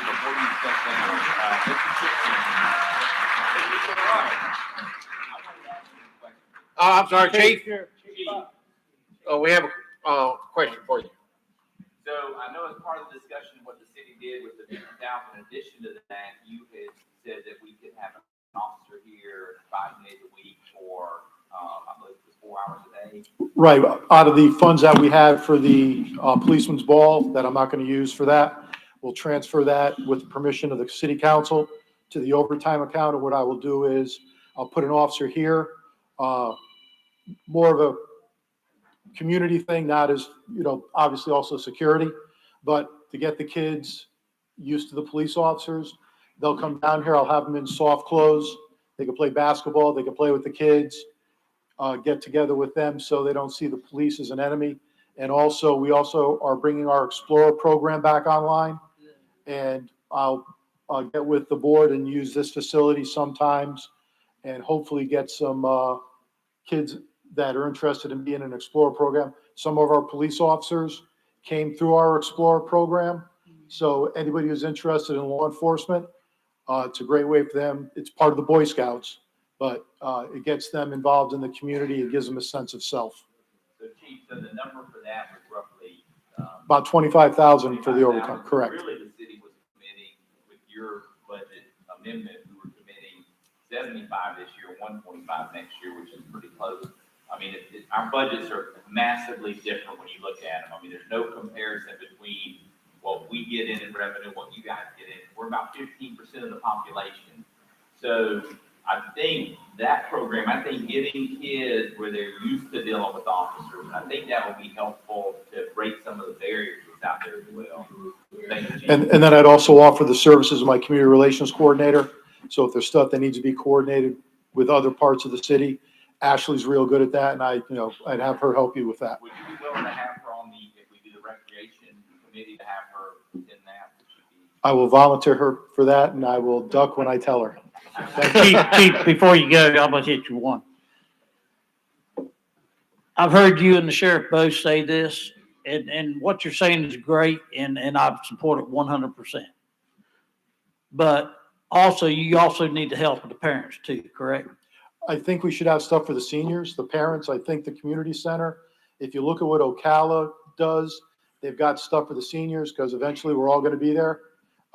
Give them a place to go and things to do. And I think if you have the younger kids in the same locations as the seniors, it gets a lot of structure and it helps they behave themselves because they know that they're seniors. And not to cut you off, but you're exactly right. But the point I'm trying to make here is that you know as well as I do, every time you come to a crime throughout the boundaries of Columbia County and you pull up on a crowd of 50 people, nobody's got an answer. I mean, you both know they got the answer. It don't matter. It ain't just here at Richardson Community Center area. It's from one end of this county to the other. And that's where the parents, and I said this 6 months ago, it's time that the parents start stepping up and being a part of these. You can't send your kids to school and you can't send your kids to Richardson Community Center for somebody else to raise them. It's got to start at home, and it's got to start at church. And, you know, and let's quit pittering and pattering around this, because the fact is, this is where some of the problems rise at Richardson all these years of the misoperation. And, you know, and like Grandma said, the truth stings, okay? Okay. So, but I'm putting you in your place because the sheriff left. I'd have him up here too. But the end result is you need help. We do, but I think if we start with the kids, the teenagers as a foundation of the building blocks, a few years down the road, they're the adults. Absolutely. And, we can throw you know, millions of dollars at this thing.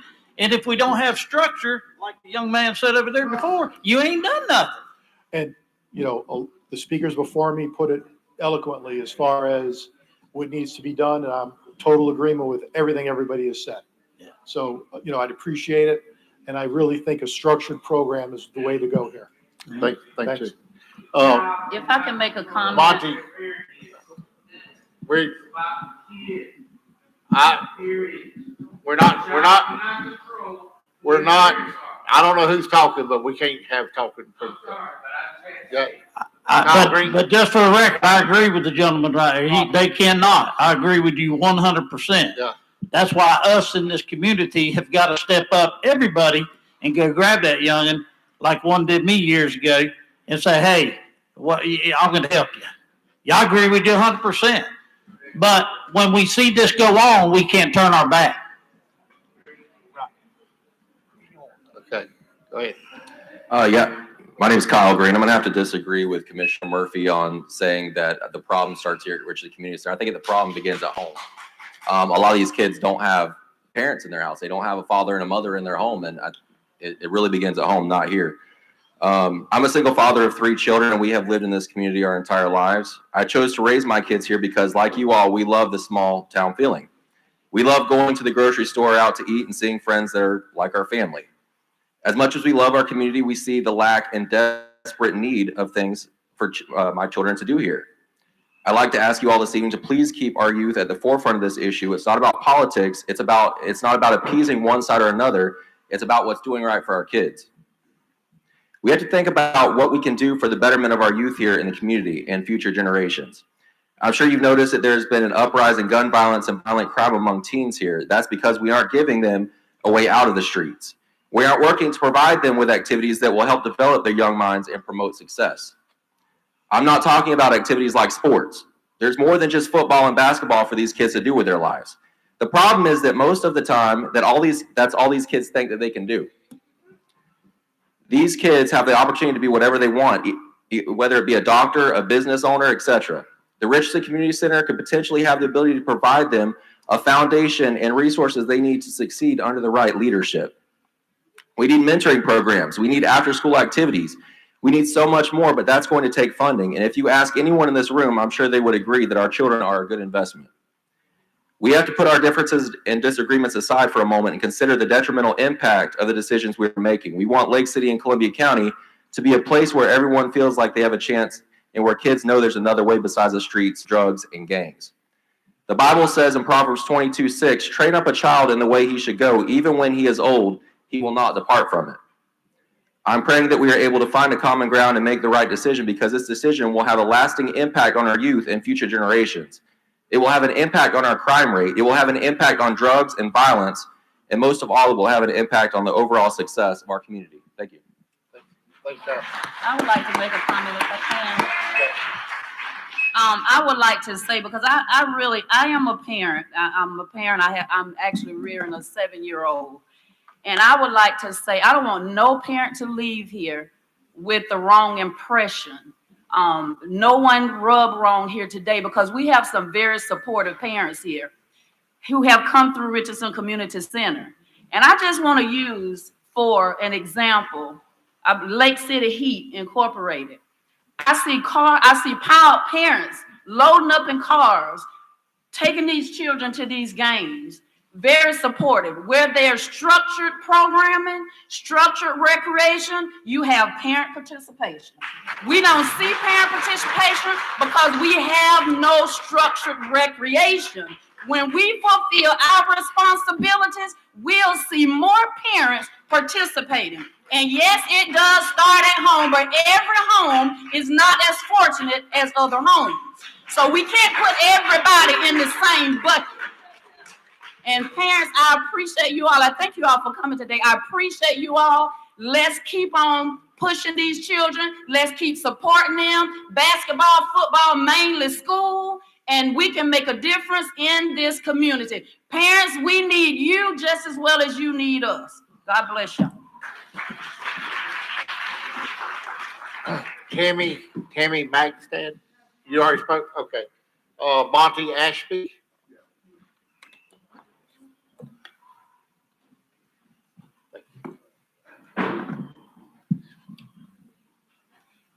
Thank you, sir.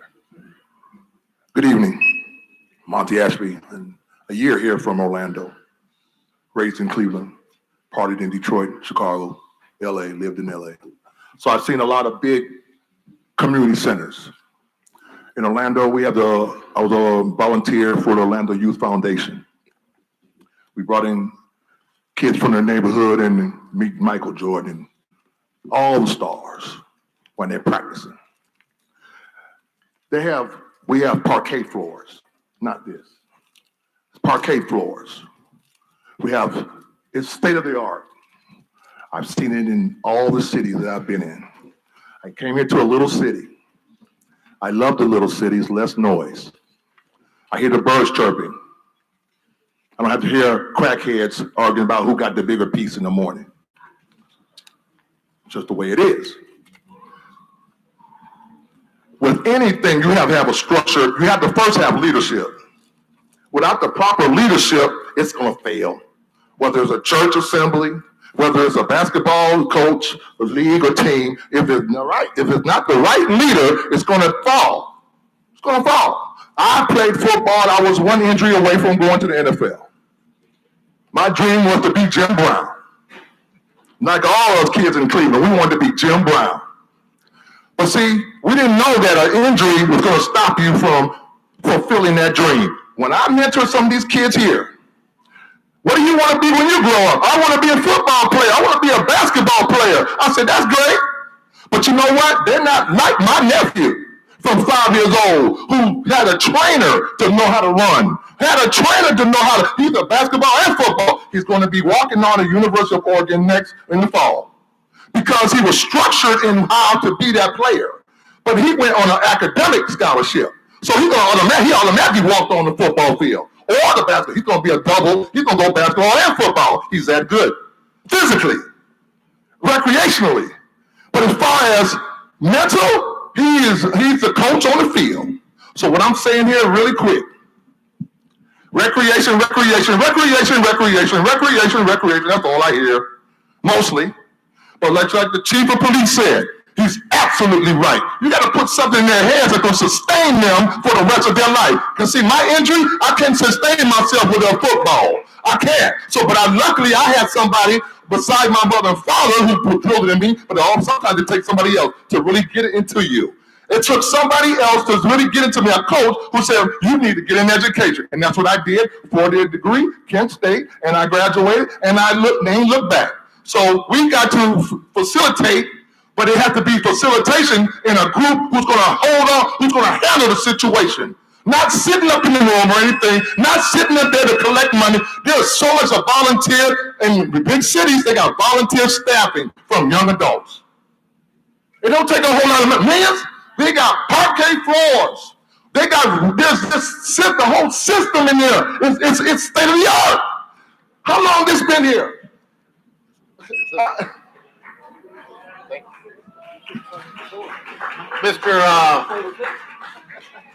Mr. Perry.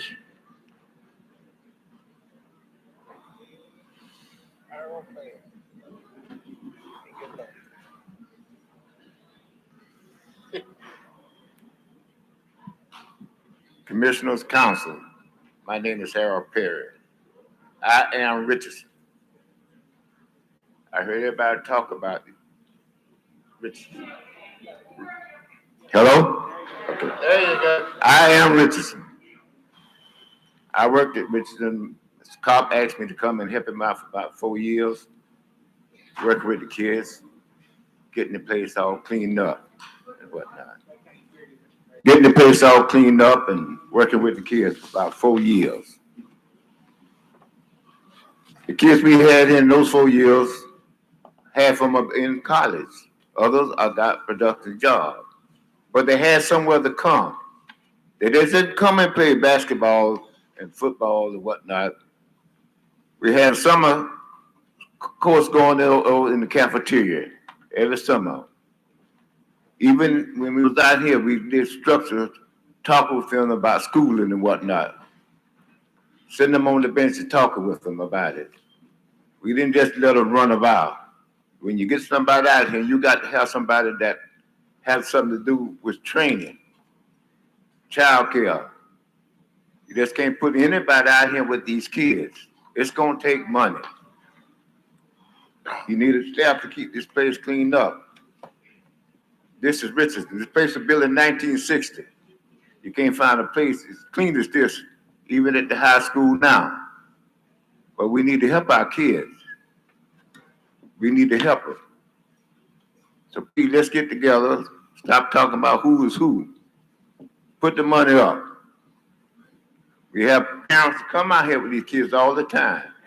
When we have a kid that do something wrong, we suspend them for a day. They do something wrong another time, we suspend them. They couldn't come back till the parent come. We get the parent out here and we discuss what's with them.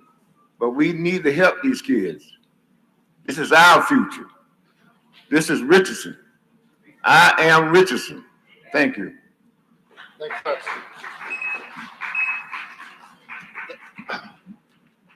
That's all the public cards I have at this time, but at this time we will do a 3-minute comment.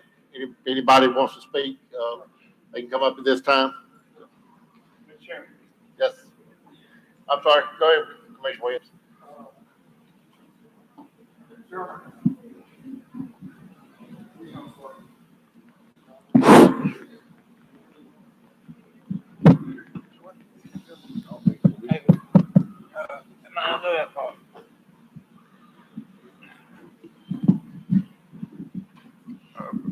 Mr. Chairman, you heard several of the speakers echo exactly what I was saying about Richardson as being different from any other community center including members of the Richardson Community Center. As you know, staff developed a staffing program for Richardson during our budget process that gave supervision to this center. And I would like for us to look at that again because Richardson cannot run on its own. You got to have staffing. Staffing had a staffing program that was funded and in the budget that met the criteria of what everyone is talking about. So during our process of coming up to a final decision, I would like to make sure that we look at that staffing program that staff came up with to give supervision to the people that use this facility.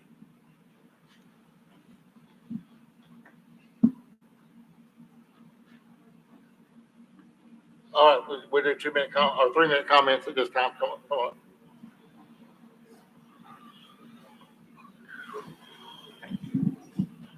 on. Commissioners, council. I think it's important that now that many people have spoken, and I think that the tone has been set, that this community, this inner city community, want the county to help the city fund structure and organized recreation. There should be no shortage of funds. We claim how much we love kids. We say the kids are our future. We either pay now or we're gonna pay for it later. That has been the end result of this community.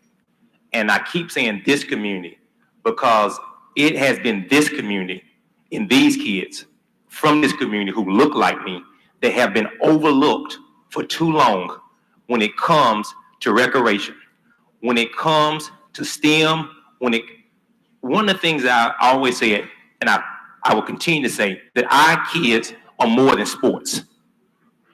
Our kids are more than sports. And we can't just make that a saying. It's time to make that a reality. This community center, up under leadership of the city at one point, saved many lives. Many lives. You take the Quentin Callums, you take the Henry Camille Juniors. I even came here. You say, what happened to you? Well, guess what? The streets is recruiting too. And my daddy was the #1 recruiter, and I couldn't refuse. So if you do not put the money and recruit the kids and give them an option, I can promise you that the streets will recruit them. And what matters more, Robbie, when he was my friend, he can attest to this. He know I was 11 years old in the drug house. He know that I was 12 years old with my first drug charge, 13 years old with my first gun charge, what I caught right here at the gym because I was chasing a guy here to shoot him. This gym saved lives because of recreation. The only reason it didn't save my life is because the person that was recruiting me was my father and I could not refuse him. But it's not about me, it's about the people who it did save. You're gonna always lose some, but that's why I'm back. And that's why I'm fighting for recreation, so that it can save people's lives and they don't have to go through what I went through. I was the guy, third youngest person in the whole state of Florida to ever go to Dozier School for Boys twice. That's why I got my high school diploma at the age of 16. That's when they let me go. This is real. Y'all don't know nothing about being a teenager in these streets up here. You need the money. It ain't no just looking at me, man. Cough up the check. Robbie, this is real. You know that. You know how serious I am. We can play politics and not like our personalities, but you know I come from a real place and from my heart. I fight for this shit because it's real.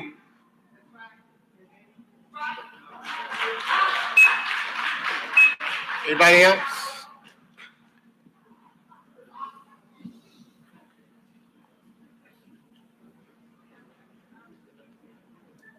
I promise I will not use the 3 minutes. I just wanted to respond to a comment that Mr. Murphy made as it relates to parents.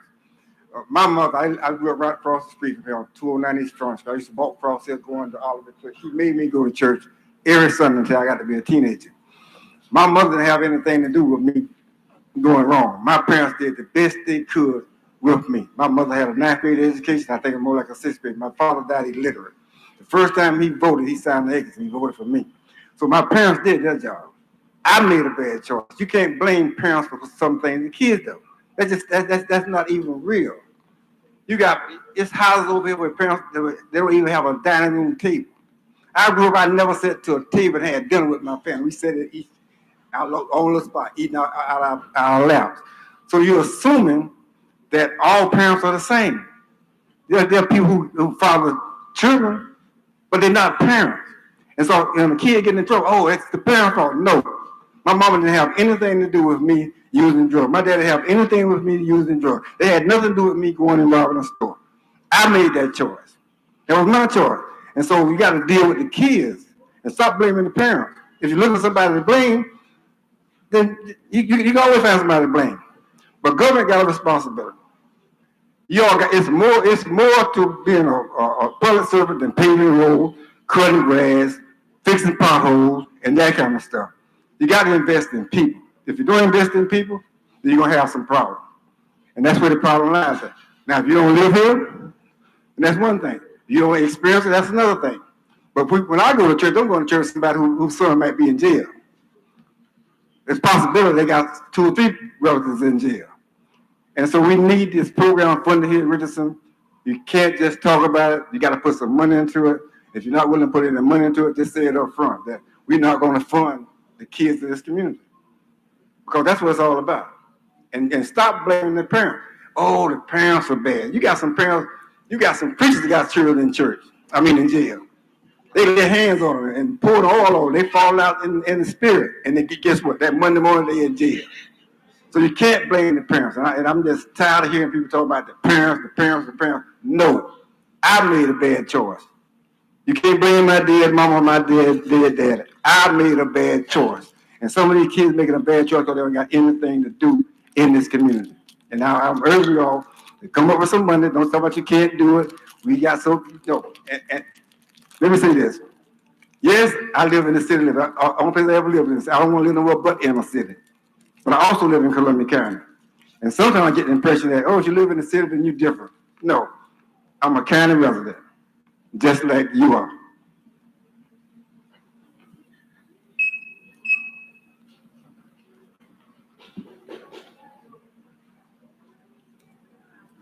This is going to be a minute, but it needs to be said.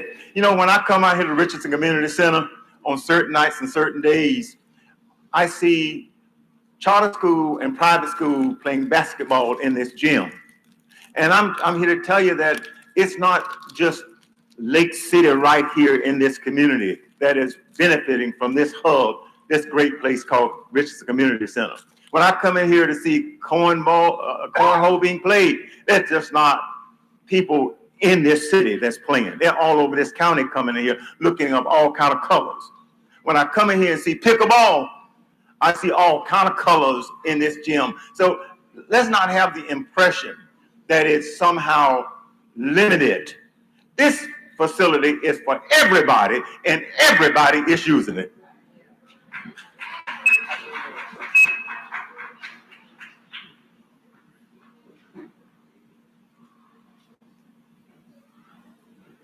Thank you. I think oftentimes we forget about our population as well. And in this community center and how it used to be ran, in the mornings, the community center is open and nobody's here. It's like a boys club. But in the mornings, we could use this for our elderly all the way until 12 o'clock. Have a little break and get ready for the teens. This is the envision that I see for Richardson. It should be a community center that involves everybody. We don't have a boys and girls club. This could be the Boys and Girls Club. The facility is big enough. We have enough rooms to do this. We can have the elderly in the morning. My aunt lives next door to me. She drives. She's 80. She still can drive, but she go all the way to Southside when she can just walk out her back door and come to Richardson. But we have nothing for the elderly people. They need something. They can be here. They can socialize. Then break, get ready for the kids. Richardson used to close at 5 o'clock. The buses used to come at 4:45, 4:30. What was Richardson being open for? And y'all wonder why we got a big crime rate, and now we have nothing. And then we say basketball, football. That's great. But what you got for little girls? Nothing. No culinary, no STEM, no nothing. No hair, no nails, no nothing. A girly girl don't want to come and play basketball. So when you think about programs, and I want you to think about girls also. Not your tomboy girls, not just them. your girls who like to do hair, your girls that like to do nails, your girls that do eyelashes. This is stuff that they can even make money off of. You need to have if this is going to be a recreation center, it should be a recreation center for all. You start with your elderly because you need to take care of them. They need that. They need somewhere to socialize. They're lonely. They're home all day by themselves. They should be able to come here and socialize. Then you do something with your youth. More than basketball. Mr. Sampson, you mentioned STEM. I agree. We should have STEM. We should have culinary. We should have hair. We should have everything, not just basketball and football. And one more thing, this, like I said, this should be the Boys and Girls Club, but we keep talking about $1 million facilities and stuff, but I see a lot of duct tape on this floor. So we got to do better if we talking about we spending all this money maintaining the building.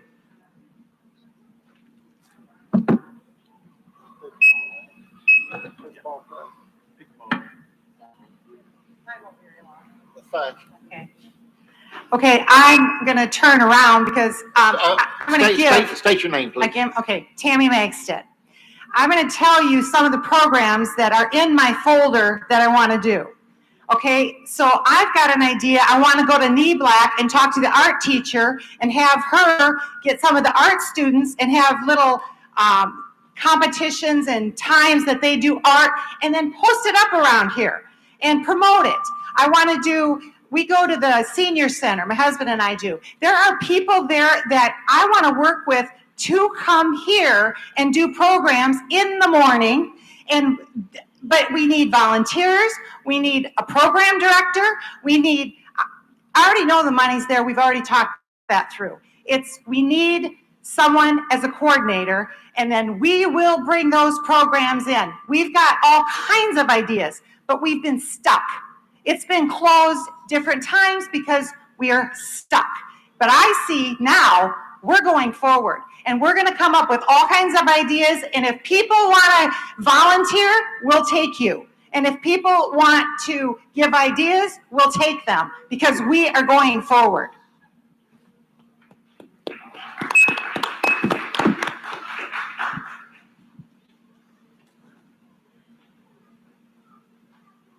State your name, please. Joshua Garner. Hey, good evening, council. This is amazing to have everybody together. So this is a treat. A few notes. What was that? Sorry. Oh yeah. Okay. Sorry. A few notes. As Ms. Councilwoman Ms. Chavella said, parents definitely. It's going to start with them for sure. But there's going to be a large amount of people that are unable to volunteer, and that's just the way life is. But I guarantee you that each and every single one of us all have a gift in here. We all have a gift that we can help a child out with. It might be balancing a checkbook. It might be shooting archery. It might be cooking muffins. You know, who knows, right? There's so many different avenues that we can use this building for. When it comes down to funding, to my understanding, this facility is rented out almost more than any other facility in the county. Is that not correct? So we've got not only the funds coming from the city and the county, but we've got funds coming directly from Richardson that should go right back into it and helping these kids out. I think that it's just that we get a list together of people that can help in some way, in any way possible, whether it be cooking, whether it be STEM, whether it be robotics, music, filming, YouTube. Ask half your kids what they want to be nowadays. Obviously, sports is huge, but kids want to be YouTube stars. You know, it takes a lot to edit those videos. That takes a lot of practice. It takes a lot of work. Kids are going to want to do that. You know what I'm saying? So it's just certain things that, you know, like Ms. Vanessa said, we don't need just sports. This is a recreation center, but there are so many opportunities that this facility can facilitate for the future of our county, the future of our city, and the future of America. Because when people leave Lake City, just like we talked about in the other meeting yesterday, some people don't like to say they're from Lake City, right? We need to make this a place where they're from Lake City. I went to Richardson. We hear it constantly. Back in the day, Richardson was amazing. Let's get that back up now. Let's get that where the kids these days will say, I went to Richardson. I remember playing basketball here. I remember the cooking program that we had. I remember my mentor, so-and-so, Rocky Ford. I remember, so-and-so, Mr. Jernigan teaching me how to play cornhole and pickleball. There are so many opportunities that we can use. So it just needs to become a hub that every child wants to participate. We look at places like Southside. Southside's basketball, or Southside's baseball and soccer. Why can't this be the hub for basketball? Every kid from every place in the county, they go play soccer at Southside. Let's have them come play here and play basketball. Let's get sponsorships on the fence. Let's get more money rolling through and create awesome programs for these children.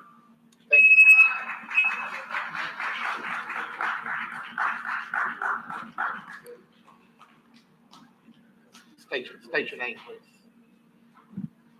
Hello, my name is Shalea Jernigan. I am Richardson. I'm from this neighborhood. I remember when this building was no windows, birds chirping in the ceiling.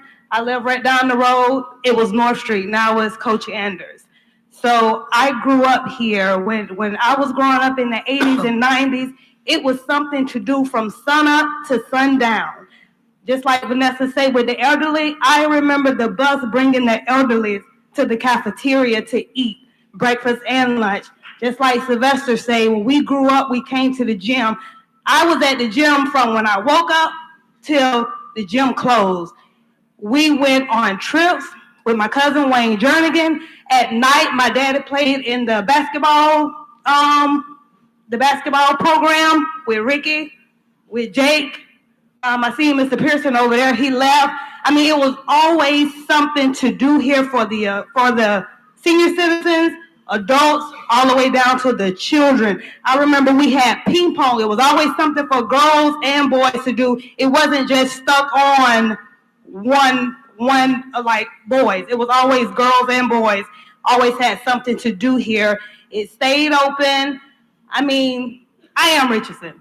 Quita, all of us in here, we grew up in this building from sunup to sundown, and now I don't know if it's the funding or what's going on, but it's not ran how it ran when I was growing up. We all had something to do in this building. It was always tournaments. I had trophies from winning ping pong, from winning pool tables. We were playing pool. What happened to the pool? The pool tables that used to be here. We had the game room. We had computer room. When I came home from school, it was tutoring with Miss Wilson, Miss Weatherspoon, all that. We had all those activities going on when I was growing up, and I'm 43 now. So it was a lot, and through the years, it fell off. So we need to get that back with our kids instead of them just coming, just shooting hoops. It's something to do. We need some resources, and we need things to do in our community also with this building. Because like I say, I am Richardson. I hate to see this building go down because we need it. I enjoy coming out here. I enjoy coming out here on Saturday mornings to the basketball games. I enjoy youth football. I enjoy all that. And I want to keep that in our community.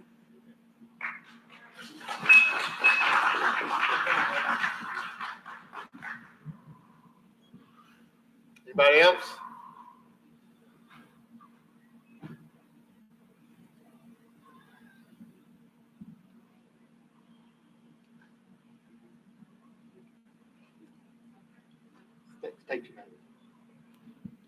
Tony Johnson. She said some very interesting things. Vanessa George, excellent points. I think you ought to get with Mario Coppock and institute those programs that you just talked about. Excellent programs. You got to have some STEM. It can't be all about sports. I'm a coach. But I do understand the influence of a coach, the impact that it has on your children. You have to understand that. And you're always talking about volunteering. I know parents volunteer when their child is involved in the activity. What about somebody else's child? You need more Chris Carradines. You need more Mardell Jacksons. You need more Erica Mills. And people volunteer thousands of hours every year to deal with what? Your child. You know, you got to get off your tail and involve yourself if you want to see changes. When Mario assigned me, he don't ask me nothing. He said, "You gonna coach that team right there." I say, "Okay, when we get started." That's volunteerism. You got to be involved with these children. I passed one of my former players yesterday on the corner on a bad Molly trip. If you don't know what Molly is, that's dope. And it hurt me to see my former player that I coach AAU on the street lost. Get involved with these children. This is a hell of a place. And I'm going to tell you who ran it. Even when Roger Litter was the director, Mario ran it. You say, "You're just talking about your buddy." Yes, that is my buddy. But Chip Jernigan is my buddy too.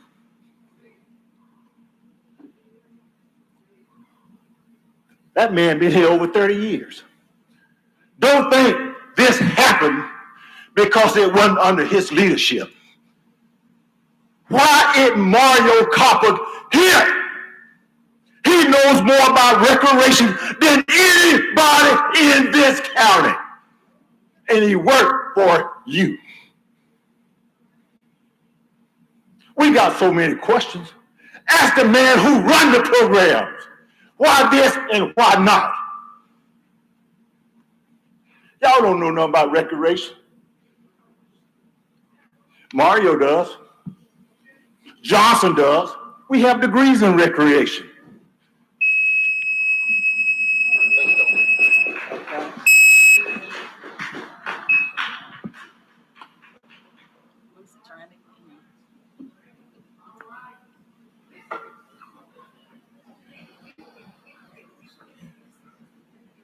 State your name. Good afternoon. I'm Linda Caldwell Elliott, and I graduated in 1971. And we was the first class that integrated Lake City, Florida. We was taken from here to Columbia High. So we have a bond here, you know. But my thing is to show is that when I moved away and went to college, I came back after 40 years. And I've been working for Richardson since 2009. And I have taught kids, I've seen kids now come to me now. They're in the military. They playing sports. They say, "Ms. Gail, I love you." I say, I played basketball. I taught the little kids. I taught the big kids. I did education with them. We had girls, we cooked. We had boys that cooked. Richardson was something that the kids came, they rather come here than to go home because I showed love and compassion. That's what we need today.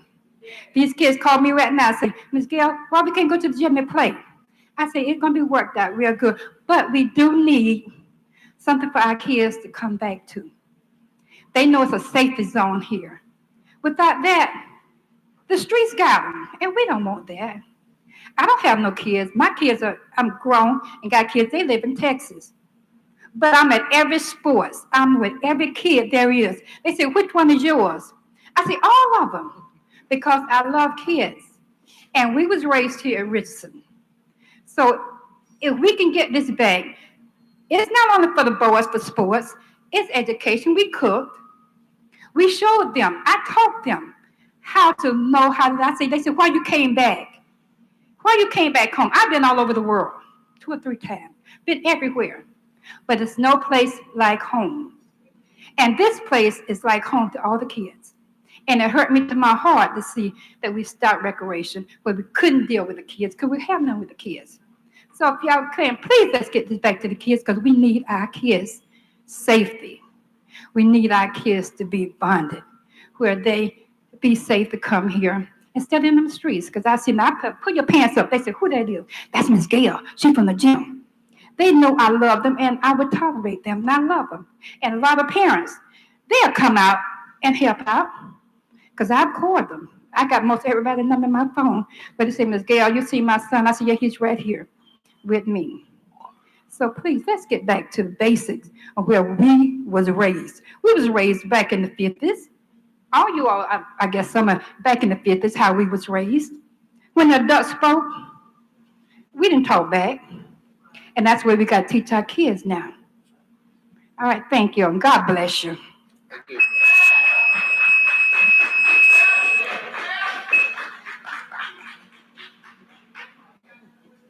Anybody else? All right, we're gonna close public comment at this time. Commissioners, council members, y'all have anything to add? I would just like to say, I certainly appreciate the coming together today and hearing from the community. It should give us the to want to work together. We're gonna have disagreements, but it's okay to agree to disagree. And we need to work as a group, both participating here for Richardson Community Center for our people. And I shared last night, and I think there was a gentleman who, first of all, let me say, I was raised in Baker County, McLennan, Florida. We didn't have recreation. When we went to school, PE, that was our recreation. When we left school, we didn't have a gym to come to. We didn't. And even today, there's no community recreation. This is a gold mine. And I can understand, county, you want to hold a deed. This is a gold mine. It has great potential, but it takes people, willing people, compassionate people to work together to make this move. We can have a brand new car. It's beautiful. You pass by, that's a pretty car, but there's no engine in it. So what use is it? I can't get from one place to another. I could just sit in it and admire it. And we don't want that to be Richardson Community Center. We don't want to just admire it. We want some great things to happen here to save our children. And they're counting on us. And we have to get beyond our differences, and we have to move that it will benefit this community, young and old. And I'm willing to do that, and I hope everyone here on this panel is willing to do that. That's what it's going to take.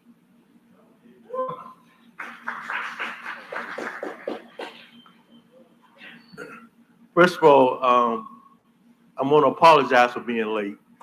I was thinking that the meeting was going to be at 6 o'clock, but it's 5:30. But anyway,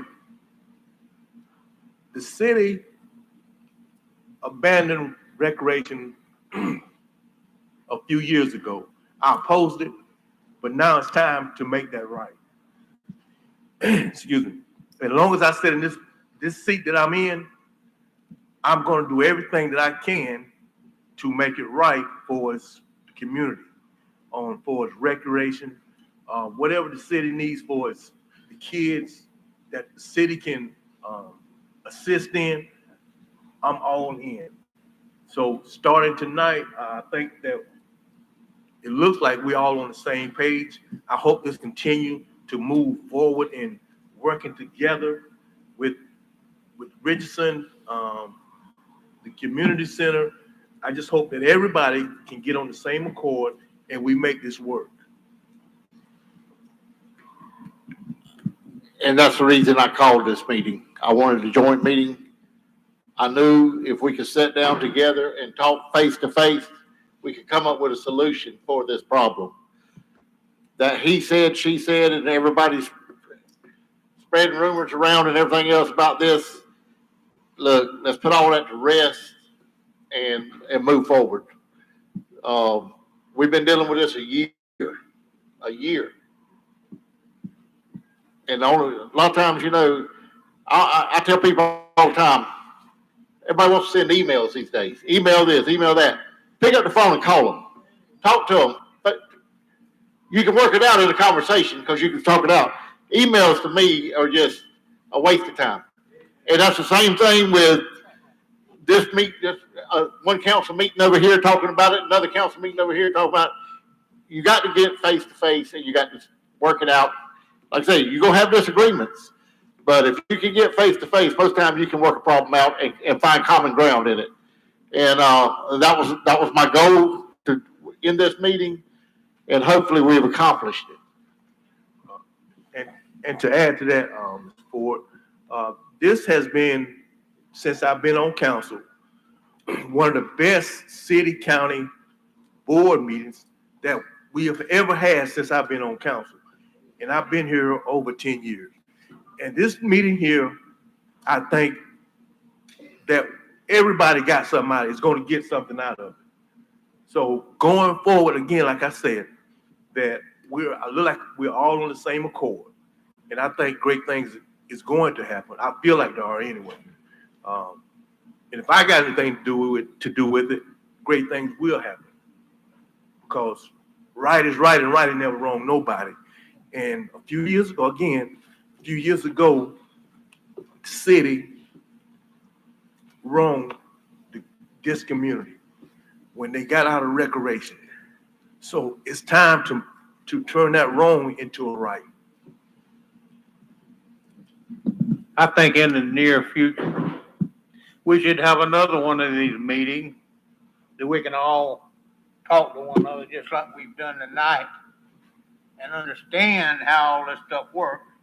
And all these people have come and expressed their opinion on how everything they want to work. And I agree with them and everybody here.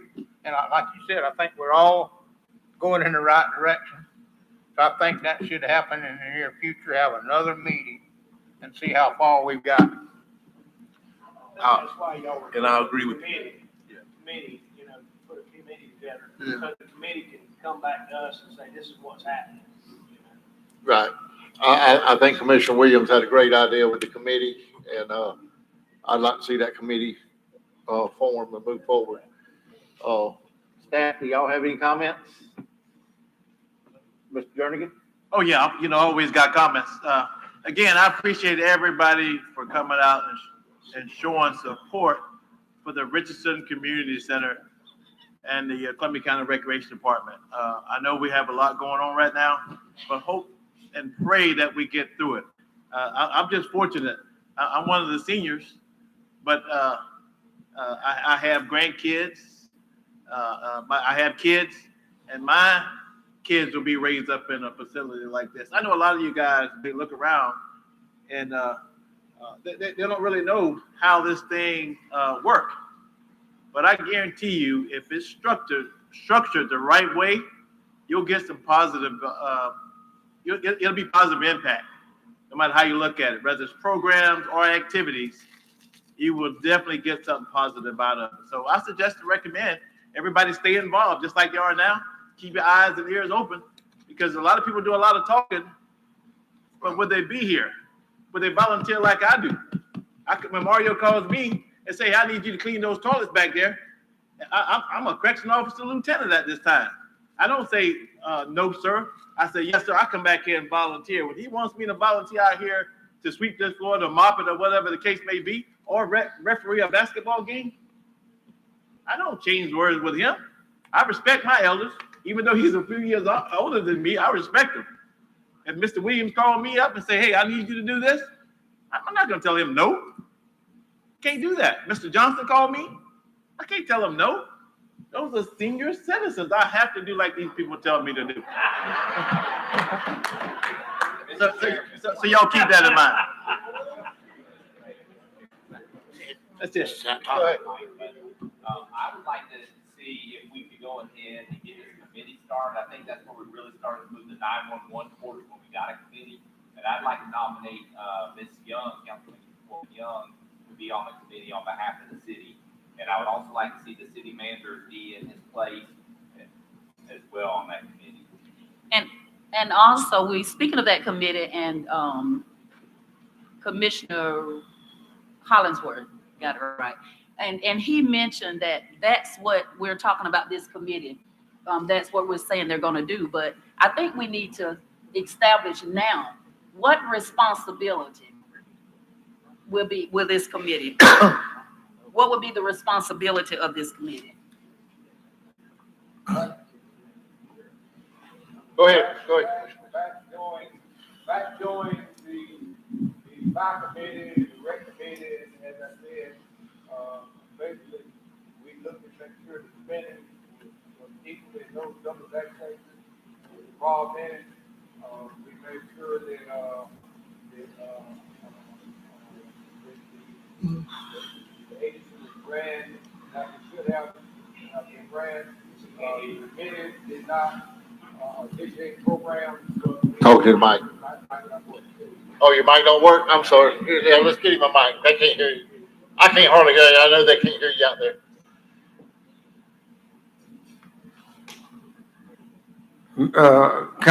Council lady, back in the days when we had different, committees made up of a city councilman and a county commissioner, we looked at, double taxation issues, was number one. We looked at funding, opportunities. We didn't initiate programs. We took those programs under consideration. That someone would bring to the committee, bring to Roger Little at that time was the athletic director. And that was the purpose of that committee, to make sure that it worked, that the recreation department worked smoothly, and the funding was based on everything that the city has to do in the county. Back in those days, if you use recreation, you had to list whether you lived in the city or county. I don't want to see us going back to that deal then as it was at that time. It don't make no difference where you live. As Glenn said, if you live in the city, you're still a county resident. If you live in the city, then you're a city resident and a county resident. So, no, do not have to initiate where do you live, whether it's the city or the county. That was the purpose of that committee. Okay. So Commissioner. why don't we do this? Chairman, Just, of all the people that we should have on that committee, this guy has been. I was just saying. oh, That was exactly. what I was about to say. Chairman, he's the man to be on the committee, whoever, he knows more about Richardson than most people forgot. I just obviously assumed Ron was gonna be on this committee, Yeah. Commissioner Williams. Yeah. So what I would suggest is let's just form the committee and then bring us back a proposal, what they would like to see done. Or how they want to do it. Right. Chair, are we gonna, is this committee for Richardson only or Columbia County Recreation? Richardson only? Okay. Mr. Chairman, the only thing I would add on behalf of my councils before, I would recommend that we not finalize any committee until Mr. Foreman and I can look at the composition or proposed composition and make sure we don't run into any public records or 119 issues that have happened in the past. Yeah. And I think if we can, Mr. Foreman and I can iron out that it would be appropriate for one member of each board, and then we may have to limit staff, and then how to appoint different members of the community that may be interested. That's my recommendation for my board, that we come up with a composition that'll meet muster in that regard. And then Mr. Kraus and Mr. Dow can submit proposals. I mean, they've been working together on this for the last 2 weeks. So that's just my recommendation. Thank you. Because Chair, We'll take that on advisement. because Chair, we've got a workshop Thursday, correct, recreation? Because I agree with everybody in this room, it's time to revamp, if we're gonna be in recreation, it's fixing to be county recreation, because it had been county recreation. But if this is where we're going with this, I'm fine with it, but the boat's fixing to get a little bigger. Yes, Mr. Chair, I just wanted to echo Mr. Kennan's sentiment. If you want this to go forward formally and enforceably, I think we both recommend an interlocal agreement. Are you still not hearing me? Can everybody hear me if I just talk like this? You're doing better. I'm done with these things. Yeah. So to echo Mr. Kennan's sentiment, I think it would be best if we formulate an interlocal agreement, so this is enforceable, that we call out, who's going to be on the committee, how committee members are going to be selected, things of that nature, so that as we move forward, we don't have a lot of uncertainty. I think that's what Mr. Kennan's concerned about, and I would be concerned about that too. So if we can work on that together with our county manager, city managers, we can bring that back to the board. Okay. I agree with that. And let's have we'll have the county managers and the city managers work on that also. All right, anybody else? I'm a woman of my word, and this lady wants her song played. So just while everyone is exiting, we'll have the song to play. That's good, fine, right? yeah. Okay. Okay, so I'll take a motion to adjourn and we'll turn the music on. Move. Good job. Yeah. Tonight won't even come up. Come on now. My goodness. Women from McLean is glowing.